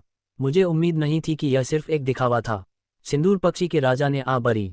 उसकी आवाज़ में डर की झलक थी। वर्मिलियन पक्षी के राजा के रूप में उन्होंने अनगिनत लोगों पर शासन किया, लेकिन गुचांगे के हाथों में वह अभी भी एक छोटा सा व्यक्ति था जिसे उसके हाथ की लहर से कुचल दिया जा सकता था। इससे उन्हें कड़वा और असहाय महसूस हुआ, लेकिन उन्होंने किसी भी तरह का आक्रोश पालने की हिम्मत नहीं की। चू हाओ की अभिव्यक्ति भी बहुत अच्छी नहीं थी। उसने अपनी मुठ्ठियां बींच ली। हालांकि वह एक घमंडी व्यक्ति था, फिर भी उसे अपमान याद था। पिताजी, जब मैंने वांग जियाओ को बचाया तो यह वर्मिलियन पक्षी के प्राचीन साम्राज्य के लिए था। आप नहीं जानते कि एकांतप्रिय वांग परिवार से निपटना कितना मुश्किल है। अगर मैंने हस्तक्षेप नहीं किया तो एकांतवासी वांग परिवार केवल वर्मिलियन पक्षी के प्राचीन साम्राज्य पर दोष मढ़ेगा। आखिरकार एकांतवासी वांग परिवार ने लोंगविटी गो परिवार को भड़काने की हिम्मत नहीं की। भले ही उन्हें पता हो कि यह गुचांगे ही था जिसने वांग जियो को मार डाला, वे एक शब्द भी कहने की हिम्मत नहीं करेंगे। भले ही मैंने गुचांगे को नाराज कर दिया हो, दीर्घायु गो परिवार की पृष्ठभूमि के साथ वे वर्मिलियन पक्षी के महत्वहीन प्राचीन साम्राज्य के लिए चीजों को कठिन नहीं बनाएंगे। चू हाओ ने समझाया। फिर भी हाओ एर, क्या आप उन ताकतों को जानते हैं जो गुचांगे और दीर्घायु गो परिवार का पक्ष लेना चाहते हैं? आज तुम्हारी हरकतें सचमुच मूर्खतापूर्ण थीं। सिंदूर पक्षी के राजा ने बरी, उसका चेहरा दुख से भर गया। वह जानता था कि चू हाओ किस बारे में बात कर रहा था, लेकिन चू हाओ की सोच बहुत सरल थी। लोंगविटी गो परिवार वर्मिलियन पक्षी के महत्वहीन प्राचीन साम्राज्य से निपटने की जहमत नहीं उठाएगा। लेकिन वे ताकतें क्या करेंगी जो दीर्घायु गो परिवार और गुचांगे का पक्ष लेना चाहती है? यह सुनकर चू हाओ ने तुरंत इसका पता लगा लिया। उसका चेहरा थोड़ा पीला पड़ने से बच नहीं सका। उसने दीर्घायु गो कबीले की शक्ति को कम करके आंका था। भले ही उन्होंने कुछ नहीं किया, फिर भी अनगिनत रूढ़िवादी होंगे जो लोंगविटी गो परिवार का पक्ष लेने के लिए वर्मिलियन बर्ड के प्राचीन साम्राज्य पर हमला करेंगे। पिताजी, मैंने उस समय इतना नहीं सोचा। चू हाओ ने अपराधबोध से कहा, मैं ही वह व्यक्ति था जिसने वर्मिलियन बर्ड के प्राचीन साम्राज्य में यह आपदा लाई थी। गुचांगे का रवैया बहुत अहंकारी और दबंग था। मैं इतना गुस्से में था कि मैंने जल्दबाजी में काम किया। भूल जाओ, जो हो गया सो हो गया। आइए इस बारे में बात न करें। हाओ एर, अब आप एक अर्ध सर्वोच्च हैं। भले ही अन्य रूढ़िवादी वर्मिलियन पक्षी के प्राचीन साम्राज्य पर हमला करना चाहते हैं, उन्हें आपको चेहरा देना होगा। मुझे विश्वास है कि आपके पीछे ग्रैंड सुप्रीम ग्रोटो स्वर्ग खड़ा नहीं रहेगा और कुछ नहीं करेगा। फिर वर्मिलियन पक्षी का राजा मुस्कुराया और कहा, राहत महसूस कर रहा था। वह जानता था कि चू हाओ अर्ध सर्वोच्च स्तर तक पहुंच गया है। किसी को पता होना चाहिए कि वर्मिलियन पक्षी के प्राचीन साम्राज्य के पुराने पूर्वज भी केवल एक महान संत थे। केवल कुछ 100 वर्षों में चू हाओ की उपलब्धि ने उन्हें अपने पिता के रूप में गौरवान्वित किया, जैसा कि उनके बेटे से उम्मीद थी। चू हाओ मुस्कुराए और सिर हिलाया। चिंता मत करो पिताजी, मेरे रहते हुए कोई भी वर्मिलियन पक्षी के प्राचीन साम्राज्य को परेशान नहीं कर सकता। इस समय एक गार्ड ने अचानक आकर सूचना दी, माई लॉर्ड, मिस वान महल के बाहर दर्शकों से अनुरोध करती है। मिस वान। प्रतिक्रिया देने से पहले वर्मिलियन पक्षी का राजा एक पल के लिए स्तब्ध रह गया। उन्होंने चू हाओ की ओर देखा और मुस्कुराते हुए कहा, आप ठीक समय पर वापस आ गए। मिस वान भी इस समय शाही राजधानी में है। आप दोनों अच्छी बातचीत कर सकते हैं। वान एर। चू हाओ थोड़ा चकित था। उसके दिमाग में एक जवान लड़की का चेहरा उभर आया। वह उसकी बचपन की प्रेमिका थी। पलक झपकते ही उसे आखिरी बार देखे हुए कितना समय हो गया था। उसे आश्चर्य हुआ कि वह अब कैसे कर रही है। जल्द ही वह अपने दिल की गहराइयों से मुस्कुराया और आश्चर्य से कहा, वह वर्मिलियन बर्ड इंपीरियल कैपिटल में है। फिर वह तेजी से महल से बाहर चला गया। महल के बाहर वहां एक सुंदर स्त्री खड़ी थी। उसने सादे धुंध वाली पोशाक पहनी हुई थी। उसने कोई मेकअप नहीं लगाया था, लेकिन उसकी त्वचा गोरी और नाजुक थी। वह बहुत आकर्षक, सौम्य और सुंदर थी। उसका नाम तांग वान था। टैंग वान के चेहरे पर एक विनम्र मुस्कान थी। वह वहीं चुपचाप इंतजार कर रही थी। वह कोई अन्य अनुयायी नहीं लाई, लेकिन उसने एक अच्छे परिवार का आचरण दिखाया। यहाँ किसी अजनबी पर भी उस पर अच्छा प्रभाव पड़ेगा। आज की घटना बाई हाओ के लिए एक बड़ा झटका होनी चाहिए, लेकिन मुझे विश्वास है कि वह ठीक हो जाएंगे। तांग वान ने अपने दिल में खुद से फुसफुसाया। आज जो कुछ घटित हुआ वह सब कुछ उसने अपनी आंखों से देखा था। इसमें वह घटना भी शामिल है जहां चू हाओ को गुचांगे, जो कि एक सर्वोच्च आदरणीय था, ने अंत में समर्पण करने के लिए मजबूर किया था। उनकी राय में अगर गुचांगे ने वर्मिलियन बर्ड के प्राचीन साम्राज्य के लोगों का इस्तेमाल उसे मजबूर करने के लिए नहीं किया होता, तो चू हाओ ने इतनी आसानी से समर्पण नहीं किया होता। ऐसा नहीं था कि चू हाओ पर्याप्त ताकतवर नहीं था, लेकिन वह वर्मिलियन पक्षी के प्राचीन साम्राज्य से बंधा हुआ था। यदि यह कोई अन्य जगह होती तो गुचांगे के लिए चू हाओ को मजबूर करना इतना आसान नहीं होता। केवल कुछ 100 वर्षों में बाई चू हाओ अर्ध सर्वोच्च बन गए हैं। मैं एकमात्र व्यक्ति था जिसने उनकी चमकदार प्रतिभा देखी थी, तांग वान ने सोचा। तभी उसने एक सुंदर और लंबे आदमी को महल से बाहर निकलते देखा। यह चू हाओ था। वान एर। चू हाओ ने आश्चर्य से कहा। वह अपनी आवाज में खुशी छिपा नहीं सका। बाई हाओ, बहुत समय हो गया। तांग वान मुस्कुराया। उसकी आंखें चाहत से भरी थीं। फिर वे दोनों एक दूसरे से मिले और एक दूसरे से पूछा कि इस दौरान क्या हुआ था। चू हाओ ने अपने कुछ रहस्य छिपाए, लेकिन उसने तांग वान को बहुत सी बातें खुलकर बताई, जिनमें उसके कारनामे भी शामिल थे। जब तांग वान ने उसकी बात सुनी तो वह मोहित हो गई, प्रशंसा और प्रशंसा से भर गई। बाई हाओ, आप हमेशा बहुत चमकदार रहते हैं, चाहे आप कहीं भी हो, तांग वान ने मुस्कुराते हुए कहा।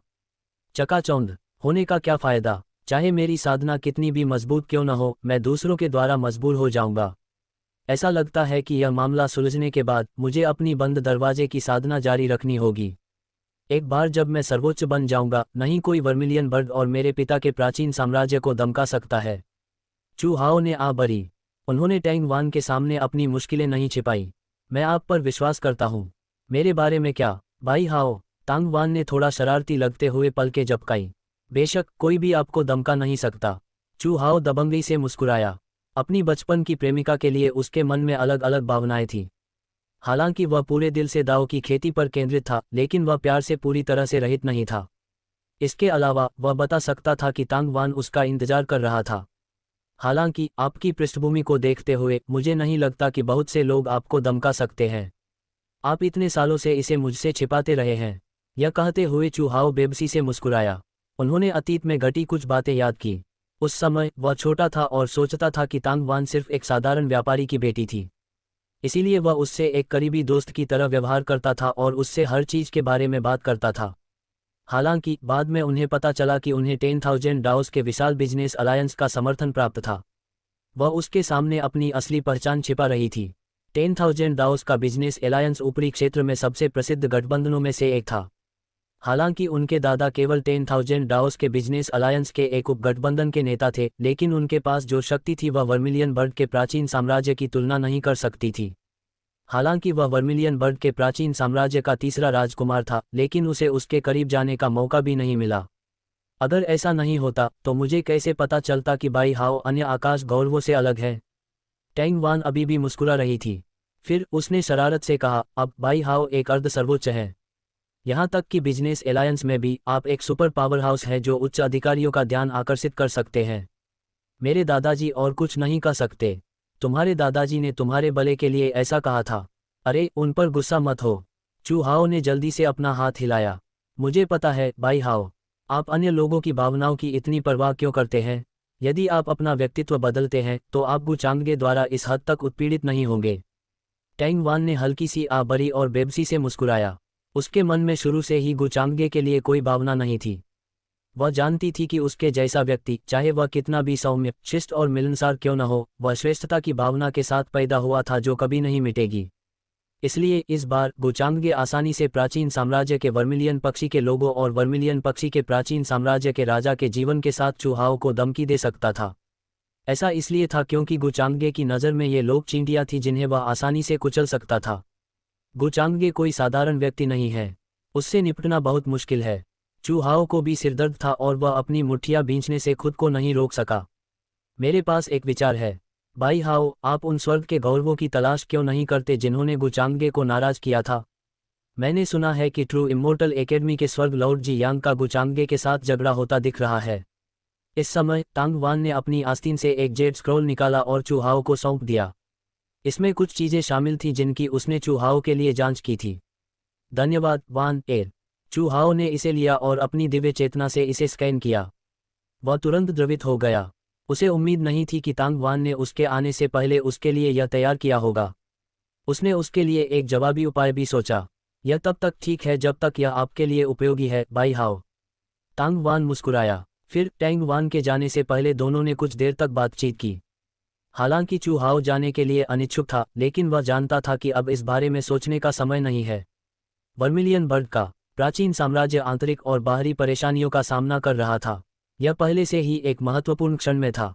टैंग वान को डर था कि गु चांगगे के जासूस उस पर ध्यान देंगे, इसलिए उसने सीधे अपने स्थानिक धर्म कलाकृतियों का इस्तेमाल किया। उतार चढ़ाव की लहर के बाद वह गायब हो गई। जब वह आई तो बहुत सतर्क और सतर्क थी। प्रतिवेदन बंद अध्याय आप आज के लिए अपनी पढ़ने की सीमा पहले ही पार कर चुके हैं। यदि आप और अधिक पढ़ना चाहते हैं तो कृपया लॉग इन करें। लॉग इन करें। किसी भी खराब अनुवाद के बारे में हमें बताने के लिए टेक्स्ट का चयन करें और रिपोर्ट पर क्लिक करें। पिछला सूचकांक। अगला पलक झपकते ही इमोर्टल एकेडमी का ट्रायल शुरू हुए आधा महीना बीत चुका था। इस अवधि के दौरान गुचांगे एकांत में रह रहे थे, यहाँ तक कि उनके कई अनुयायियों ने भी उन्हें कम ही देखा था। कुछ लोगों ने कहा कि गुचांगे उस स्थान पर गए थे जहां एब्सोल्यूट जिन की तबाही मची थी और एब्सोल्यूट जिन के जीवित प्राणियों को मार डाला था। हालांकि कुछ लोगों ने कहा कि गुचांगे वास्तव में एक शक्तिशाली अलौकिक शक्ति को विकसित करने के लिए एकांत में थे। कई अलग अलग सिद्धांत थे, हालांकि किसी ने भी इसकी प्रामाणिकता को सत्यापित करने के लिए वहां जाने की हिम्मत नहीं की। यहाँ तक कि वर्मिलियन बर्ड किंग भी अब सर्दियों में सिकाडा की तरह शांत था। इस समय वर्मिलियन बर्ड इंपीरियल कैपिटल में एक शानदार और ऊंचे मंडप में सुक्विंगे और जी क्विंगजुआन एक दूसरे के सामने बैठे थे। बड़ी बहन, क्या आप अब यह जगह छोड़ रही हैं? जी क्विंगजुआन की आंखें सदमे से भर गईं। उसे उम्मीद नहीं थी कि सुक्विंगे ने यहाँ आने के बाद सबसे पहली बात उसे यह बताने के लिए की थी कि वह जा रही है। क्या इसका मतलब यह है कि पहचान का आदान प्रदान लंबे समय तक चलेगा? हाँ, चूंकि वांग परिवार को अब आपसे कोई परेशानी नहीं होगी, इसलिए मैं आपके जैसा होने का नाटक करूंगा और जी परिवार में मां से मिलने जाऊंगा। मैंने उसे कई वर्षों से नहीं देखा है। यह एक अच्छा अवसर है। सुक्विंगे ने सिर हिलाया और जटिल अभिव्यक्ति के साथ कहा, क्या युवा मास्टर को इस दौरान आप पर संदेह नहीं हुआ? नहीं, जी क्विंगजुआन ने अपना सिर हिलाया। फिर उसने प्रसन्न मुस्कान दिखाई। युवा मास्टर मेरे लिए बहुत अच्छा है। हालांकि मैंने उसे कई दिनों से नहीं देखा है। ऐसा लगता है कि वह वर्मिलियन बर्ड इंपीरियल कैपिटल को छोड़कर उस स्थान पर चला गया है जहां निरपेक्ष प्रलय है। यिन फूट पड़ा। क्या ऐसा है? सुक्विंगे ने सिर हिलाया। वह नहीं जानती थी कि इस समय वह क्या महसूस कर रही है। वह अपनी बहन से क्यों ईर्ष्या करेगी? वह अपने होने का नाटक कर रही थी। और ठीक है दीदी, मुझे तुमसे कुछ कहना है। इस समय जी क्विंगजुआन का शांत चेहरा लड़खड़ाने लगा। वह थोड़ी शर्मीली और शर्मिंदा लग रही थी। यह क्या है? सुक्विंगे भ्रमित थी। वह नहीं जानती थी कि क्यों, लेकिन उसके दिल में एक बुरा एहसास था। यह वह दिन है। मैं जी क्विंगजुआन ने बेचैनी से अपनी बहन की ओर देखा। उसके कहने का ये मतलब नहीं था। वह दिखावा करना चाहती थी। हालांकि उसे लगा कि अगर वह वापस बदल गई तो गुचांगे को कुछ पता चल सकता है। यही कारण है कि उसने सुक्विंगे को बताया। क्या? सुक्विंगे स्तब्ध रह गई। उसके सिर में ऐसी गड़गड़ाहट हुई मानो उस पर बिजली गिर गई हो। उसका चेहरा पीला पड़ गया और उसके हृदय में अशुभ भावना और भी अधिक स्पष्ट हो गई। इससे पहले गुचांगे ने कभी भी अपना शरीर नहीं चाहा था, लेकिन जी किंगक्सुआन के साथ पहचान का आदान प्रदान करने के बाद गुचांगे ऐसा क्यों था? कुछ गड़बड़ थी। क्या ऐसा हो सकता है कि यंग मास्टर को पहले से ही पता हो? सुक्विंगे बहुत चतुर थी और उसने लगभग तुरंत ही बिंदुओं को जोड़ दिया, लेकिन उसके मन में अभी भी कल्पना का आखिरी निशान बचा था। वह सोच रही थी कि यह एक संयोग हो सकता है। बहन, मुझे क्षमा करें। जी क्विंगजुआन ने माफ़ी मांगी। ये तुम्हारी भूल नहीं है। एक लंबी चुप्पी के बाद सुक्विंगे ने अपना हाथ लहराया और खुद को शांत होने के लिए मजबूर किया, लेकिन उसके दिल में कड़वाहट महसूस हुई। अचानक उसने एक संभावना के बारे में सोचा। क्या होगा अगर उसकी छोटी बहन उसकी जगह ले ले और गुचांगे के साथ रहे? आखिरकार गुचांगे धर्मी गुट के युवा नेता थे, जबकि वह राक्षसी कलाओं की उत्तराधिकारी थी। अंत में उसका शत्रु बनना तय था। उसे इस तथ्य का लाभ उठाना चाहिए कि गुचांगे को अभी भी उसकी असली पहचान नहीं पता है। अन्यथा वह वास्तव में नहीं जानती थी कि भविष्य में इस सब का सामना कैसे करना है। क्विंगजुआन, मैं शायद लंबे समय तक वापस नहीं आऊंगा। सुक्विंगे ने शांत होकर कहा। अगर इस अवधि के दौरान यंग मास्टर को इसके बारे में पता चलता है तो उन्हें बताएं कि किंगे उनके भरोसे पर खरा नहीं उतर पाए। इसके साथ ही उसका चेहरा चमक उठा और वह वहां से चली गई। बहन, जी क्विंगजुआन एक पल के लिए असमंजस में पड़ गई। उसने महसूस किया कि उसकी बहन ने अंत में आंसू बहाए। वह क्या छुपा रही थी? उसे इतनी गहरी नफरत क्यों थी? एक ही समय पर संत आत्मा प्राचीन शहर, विभिन्न प्राचीन देशों के मिलन स्थल के रूप में यहाँ सभी प्रकार के जीवित प्राणी और कृषक थे। कोई न केवल उन युवाओं से मिल सकता है जिन्होंने अभी अभी साधना शुरू की है, बल्कि ऐसे तपस्वी भिक्षुओं से भी मिल सकते हैं जो सैकड़ों हजारों वर्षों से क्रॉस लेग्ड बैठे थे। प्रमुख संप्रदायों और पूर्वजों के शिष्यों को भी देखा जा सकता है। यह बहुत समृद्ध था और इसमें लगभग 10 मिलियन लोग रह सकते थे। शहर के अंदर एक चमकदार और शानदार महल था। सफ़ेद कपड़ों में एक आकर्षक महिला वहां खड़ी थी, अपने सामने नौकरानियों के एक समूह को कुछ पढ़ने के लिए निर्देशित कर रही थी। सफ़ेद पोशाक वाली महिला इतनी सुंदर थी कि उसमें कोई दोष नहीं था। उसकी आंखें चमक रही थीं और वह इतनी सुंदर थी कि वह लगभग मोहक थी। इस समय वह अपनी 9 रोएदार बर्फ सफ़ेद लोमड़ी की पूंछों को गले लगा रही थी जो चमक रही थी। उसने भौहें सिकोड़कर कहा, जल्दी करो। क्या तुम्हें जांच के लिए इतना समय चाहिए? मिस, कृपया एक क्षण रुके। नौकरानियों ने उसकी बात सुनी और तुरंत कहा, ऐसा लगता है कि चूहाओं के बारे में अधिकांश जानकारी किसी ने जानबूझकर छिपा दी है। हमें कुछ भी नहीं मिला। तुम्हें कुछ नहीं मिला? श्वेत वस्त्रधारी महिला ने अविश्वास से भौहें सिकोड़ लीं। क्या इस दुनिया में ऐसी कोई चीज है जिसका बिजनेस एलायंस पता नहीं लगा सकता? उसे गु परिवार के घोटाले के बारे में कुछ सुराग मिल सकते हैं। उसे वर्मिलियन बर्ड के छोटे प्राचीन साम्राज्य के तीसरे राजकुमार के बारे में कुछ भी क्यों नहीं मिल सका? इसे भूल जाओ। तुम्हें अब और जांच करने की जरूरत नहीं है, यिन मेई। मैंने पहले ही अनुमान लगा लिया है कि चूहाओं की मदद कौन कर रहा है। इसी समय महल के पर्दे के पीछे से एक युवक की आवाज आई। मास्टर, आप जानते हैं। यिन मेई थोड़ा स्तब्ध थी, लेकिन उसने ज्यादा कुछ नहीं पूछा। उसने अपना हाथ हिलाया और नौकरानियों को विदा कर दिया। हाँ, मुझे पता है। यह बिजनेस एलायंस से कोई होना चाहिए। गु चांगे वहीं बैठा चुपचाप सुगंधित चाय पी रहा था। उसने अपने मुंह में बाप उड़ाई, कप उठाया और सारा पी लिया। आप जो चाय बनाते हैं वह अब भी सबसे अच्छी है। उन्होंने तारीफ की और अच्छे मूड में लग रहे थे। जब उसे वर्मिलियन बर्ड के प्राचीन साम्राज्य में कुछ नहीं मिला तो उसे पता चला कि पर्दे के पीछे चूहाओं की मदद करने वाला व्यक्ति कोई साधारण व्यक्ति नहीं था। वह बहुत चतुर था और सभी निशानों को अच्छी तरह छुपाता था। इसीलिए वह सेंट स्पिरिट प्राचीन शहर आए। यहाँ बिजनेस एलायंस की एक शाखा थी और वह आने के लिए यिन मेई से संपर्क कर सकता था। मास्टर, चूंकि आपको यह बहुत पसंद है, मैं इसे हर दिन आपके लिए बनाऊंगा। यिन मेई आगे बढ़ी और मुस्कुराते हुए कहा। उसने इमोर्टल एकेडमी में खेती करना नहीं चुना क्योंकि वह जानती थी कि गुचांगे की मदद करना उसके लिए मुश्किल होगा, भले ही उसकी खेती का स्तर कितना भी ऊंचा क्यों न हो। उसने बिजनेस एलायंस में नाइन टेल्ड फॉक्स कबीले के अधिकार का प्रभार लेने का फैसला किया ताकि वह गुचांगे को अधिक सहायता प्रदान कर सके। बिजनेस एलायंस के पीछे सबसे बड़ी ताकत नाइन टेल्ड फॉक्स कबीला थी। एक प्राचीन शाही परिवार के रूप में उनकी एक मजबूत नींव थी। हालांकि पिछले कुछ वर्षों में कई रूढ़िवादी बिजनेस अलायंस में शामिल हो गए थे, फिर भी नाइन टेल्ड फॉक्स कबीले के पास सबसे अधिक अधिकार थे। आप इस टैंग वान के बारे में कितना जानते हैं? गुचांगे मुस्कुराए और अपने सामने जेड स्क्रॉल उठाया। ऐसे कई लोग थे जिन पर उसे अतीत में संदेह था। उन्हें छानने और खत्म करने के बाद उन्होंने अपना मन बना लिया था। उन्होंने पहले ही एक उम्मीदवार तय कर लिया था। चूहाओं के पीछे जो व्यक्ति उसकी मदद कर रहा था उसका नाम टैंग वान था। उसे ढूंढना मुश्किल नहीं था। सबसे पहले उसे केवल यह जानना था कि चूहाओं की उम्र के आसपास कौन था और वर्मिलियन बर्ड के प्राचीन साम्राज्य में रहा था। जब तक गु चांगे ने इन परिचित दिनचर्याओं की लापरवाही से जांच की, वह लगभग जल्दी ही उम्मीदवार का निर्धारण कर सकती थी। टैंग वान चतुर था और जानता था कि संदेह से कैसे बचना है। उसने जानबूझकर अपने निशान छिपाए। हालांकि जब तक वह वर्मिलियन पक्षी के प्राचीन साम्राज्य में थी, निशान मिटाए नहीं जा सके। इसके अलावा तांग वान को नहीं पता था कि यिन मेई उसके लोगों में से एक था।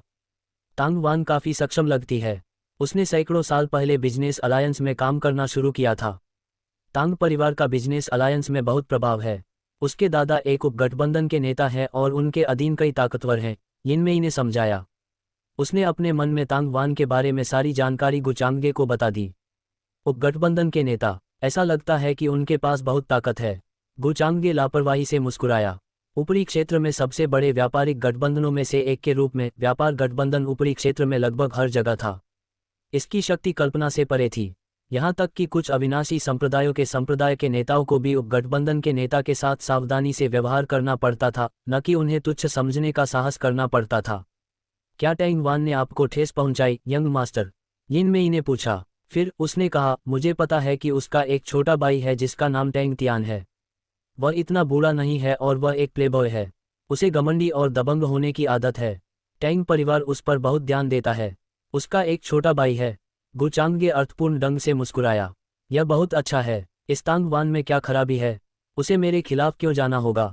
क्या आपको नहीं लगता कि वह मरने लायक है? वह मरने लायक है। यिन मेई ने आज्ञाकारी ढंग से सिर हिलाया।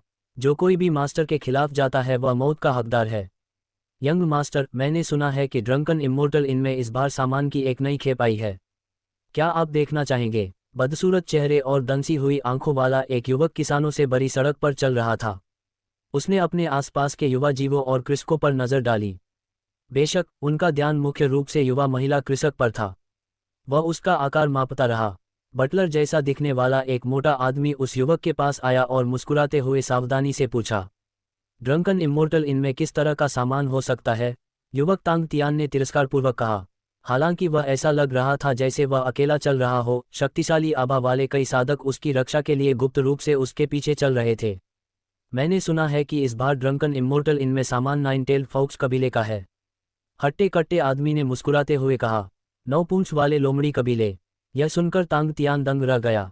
फिर उसकी आंखें चमक उठी और उसने पूछा, क्या यह असली है या नकली? क्या नाइन टेल फॉक्स कबीले इसे सबसे अधिक महत्व नहीं देते? वे ड्रंकन इम्मोर्टल इनमें क्यों होंगे? हालांकि वह एक प्लेबॉय था, लेकिन इसका मतलब यह नहीं था कि वह बेवकूफ़ था। नाइन टेल फॉक्स कबीला एक प्राचीन शाही परिवार था। उनसे मिलना कैसे आसान हो सकता है? हालांकि वह जानता था कि नाइन टेल फॉक्स कबीले की सभी महिलाएं बेहद खूबसूरत थीं। युवा मास्टर, चिंता मत करो। मैंने सुना है कि इस बार माल को नाइन टेल फॉक्स कबीले से निष्कासित कर दिया गया था। मोटा आदमी हंसा। तो यंग मास्टर, चिंता मत करो। तांग तियान ने सूंघा। अगर तुमने मुझसे झूठ बोलने की हिम्मत की तो मैं तुम्हें जाने नहीं दूंगा। हट्टे कट्टे आदमी ने जट से कहा, मैं हिम्मत नहीं करूंगा। यंग मास्टर की पहचान के साथ कौन आपसे झूठ बोलने की हिम्मत करेगा? हम कम से कम तुम्हें अपनी जगह पता है। फिर तांग तियान ड्रंकन इम्मोर्टल इनकी ओर तेजी से पहुंचा। जब वे पहुंचे तो हट्टे कट्टे आदमी की व्यवस्था के तहत उन्होंने दूसरी मंजिल पर एक निजी कमरे में नाइन टेल फॉक्स कबीले की एक भयभीत लड़की को देखा। कहने की जरूरत नहीं कि वह बेहद खूबसूरत थी। हालांकि जो बात उसे हैरान कर रही थी वह यह थी कि नाइन टेल फॉक्स कबीले की लड़की को बांध दिया गया था और यहाँ तक कि उसका मुंह भी बंद कर दिया गया था। युवा मास्टर, उसका स्वभाव थोड़ा जिद्दी है, लेकिन आप निश्चिंत रह सकते हैं कि कोई समस्या नहीं होगी। जब समय समाप्त हो जाएगा तो मुझे आशा है कि आप मिस वान के सामने मेरे लिए एक अच्छा शब्द रख सकते हैं। हट्टे कट्टे आदमी ने जट से समझाया। मुझे पता है। जल्दी करो और दफा हो जाओ। इस समय तांग तियान को लगा कि वह बहुत लंबा चौड़ा था और उसने अधीरता से कहा। उसे किसी बात पर बिल्कुल भी शक नहीं हुआ, जहां तक उसकी बहन के सामने उसके लिए अच्छे शब्द रखने की बात है। क्या उनमें ऐसी बात कहने की हिम्मत थी? तब मैं यंग मास्टर को परेशान नहीं करूंगा। हट्टे कट्टे आदमी ने मुस्कुराते हुए कहा और निजी कमरे से बाहर चला गया। नाइन टेल फॉक्स कबीले की लड़की वास्तव में अपनी प्रतिष्ठा के योग्य है। वह रूप, वह आकृति। निजी कमरे में तांग तियान बेहद उत्साहित था और एक कदम उठाने वाला था। अचानक ड्रंकन इम्मोर्टल इनके बाहर से एक भयानक आभा आई। यह ऐसा था मानो वह क्रोध और शीतलता से सब कुछ नष्ट कर देने वाला था। कौन है? तुम्हारी हिम्मत कैसे हुई मेरा मूड खराब करने की? तांग तियान दुखी था, लेकिन उसने बाहर से कई चीखें सुनी। उसकी अभिव्यक्ति बदल गई और उसके दिल में अचानक एक बुरा एहसास हुआ, क्योंकि चीखें उन कृषकों की ओर से आ रही थी जो गुप्त रूप से उसकी रक्षा कर रहे थे। तुम्हारी हिम्मत कैसे हुई मेरी नौकरानी पर हाथ उठाने की? ताजे फूल मांग रहा हूँ। साथ में हाड़ कंपा देने वाली आवाज, लेकिन यह प्रकृति की आवाज की तरह थी। तलवार क्यूई की असंख्य लड़ियां मध्य हवा में खिल गईं, जबकि भयानक हत्या का इरादा आकाश से नीचे आ गया और तुरंत अमर भोग सराय को नष्ट कर दिया। जैसे ही वे सदमे में पीछे हटे, सड़क पर मौजूद सभी कृषकों के चेहरे एकदम बदल गए। आकाश में सफेद कपड़े पहने एक महिला बर्फ जैसी ठंडी अभिव्यक्ति के साथ आगे बढ़ी। उसके पीछे की लंबी तलवार प्रकाश की लाखों किरणें छोड़ते हुए हवा में तैर रही थी। उसकी हत्या का इरादा जमने और आसमान को चीरने वाला था। अंधेरे में अत्याचारी आभा वाले एक किसान के पास तलवार क्यूई द्वारा छेदे जाने से पहले प्रतिक्रिया करने का समय नहीं था।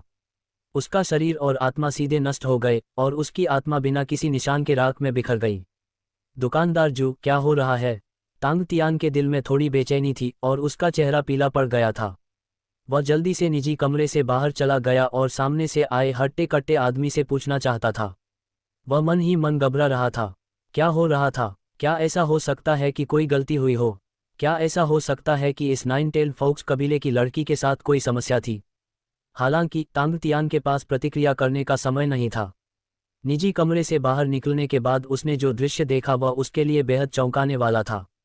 उसका पूरा शरीर स्तब्ध हो गया और वह काफी देर तक प्रतिक्रिया नहीं कर सका। तुम मुझे बदनाम कर रहे हो, बकवास मत करो। टैंग तियान गुस्से में दहाड़ने लगा, अतुलनीय रूप से भयावह। हालांकि वह मोटा आदमी उसे नजरअंदाज करते हुए जमीन पर घुटनों के बल बैठ गया।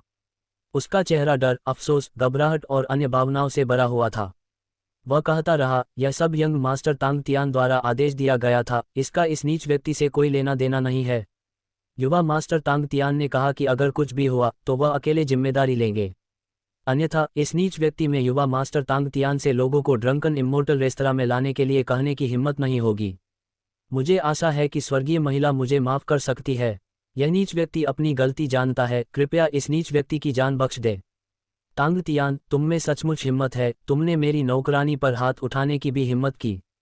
श्वेत वस्त्रधारी महिला की अभिव्यक्ति हत्या के इरादे से अतुलनीय रूप से ठंडी थी।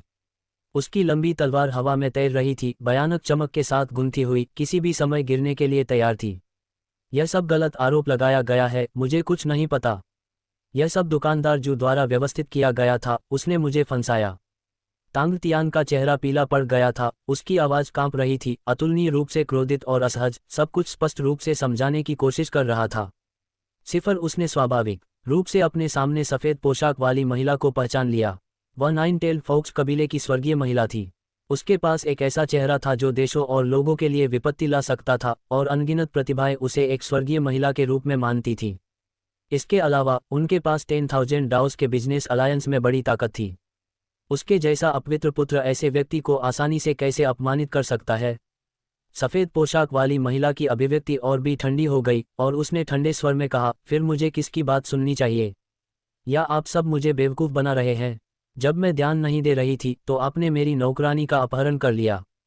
अगर मैंने ऐसा किया होता तो उस पर कोई निशान मत छोड़ो, मुझे डर है कि वह आज तुम्हारे द्वारा मार दी गई होगी। उनकी बातें ऊंची तो नहीं थीं, लेकिन सड़कों पर फैल गईं।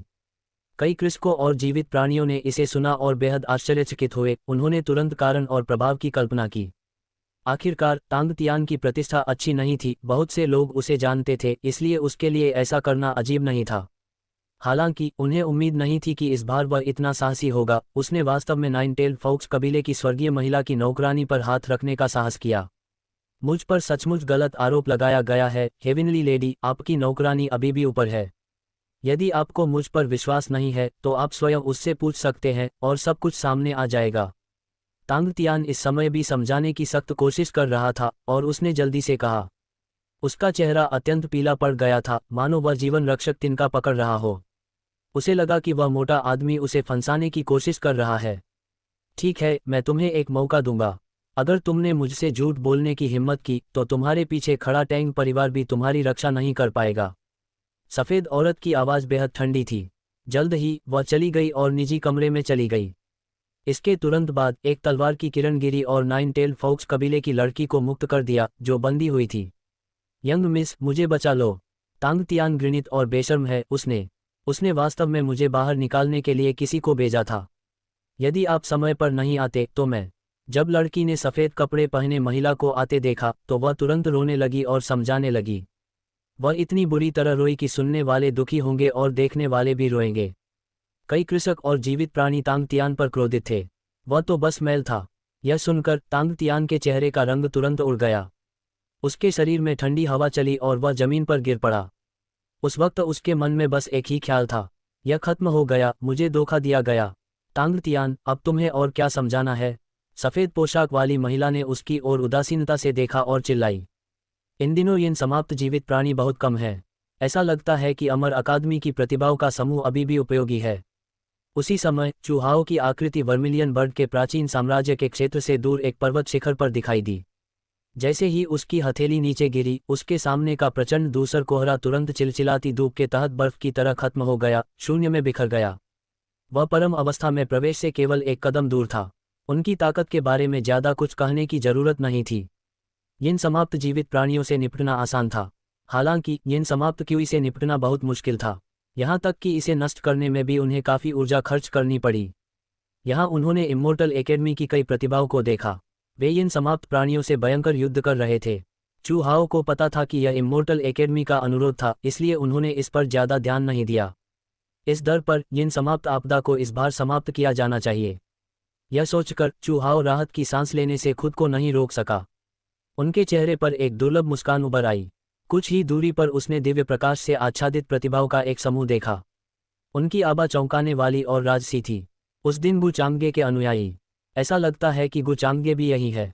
चूहाओं ने नाराज होकर दूसरी दिशा में जाने का फैसला किया। वह यहाँ गुचांगे से मिलना नहीं चाहता था। चूहाओं वास्तव में यहाँ है। मास्टर का अनुमान सही था। प्रतिभाशाली लोगों के समूह में एक युवा प्राणी जो यक्ष जैसा दिखता था, ठंडी मुस्कान लिए हुए था। जैसे ही उसने चूहाओं को देखा, उसने तुरंत एक संचार जेड तावीज के साथ गुचांगे को सब कुछ सूचित किया। कियान, प्रतिवेदन बंद अध्याय। आप आज के लिए अपनी पढ़ने की सीमा पहले ही पार कर चुके हैं। यदि आप और अधिक पढ़ना चाहते हैं तो कृपया लॉग इन करें। लॉग इन करें। किसी भी खराब अनुवाद के बारे में हमें बताने के लिए टेक्स्ट का चयन करें और रिपोर्ट पर क्लिक करें। पिछला सूचकांक। अगला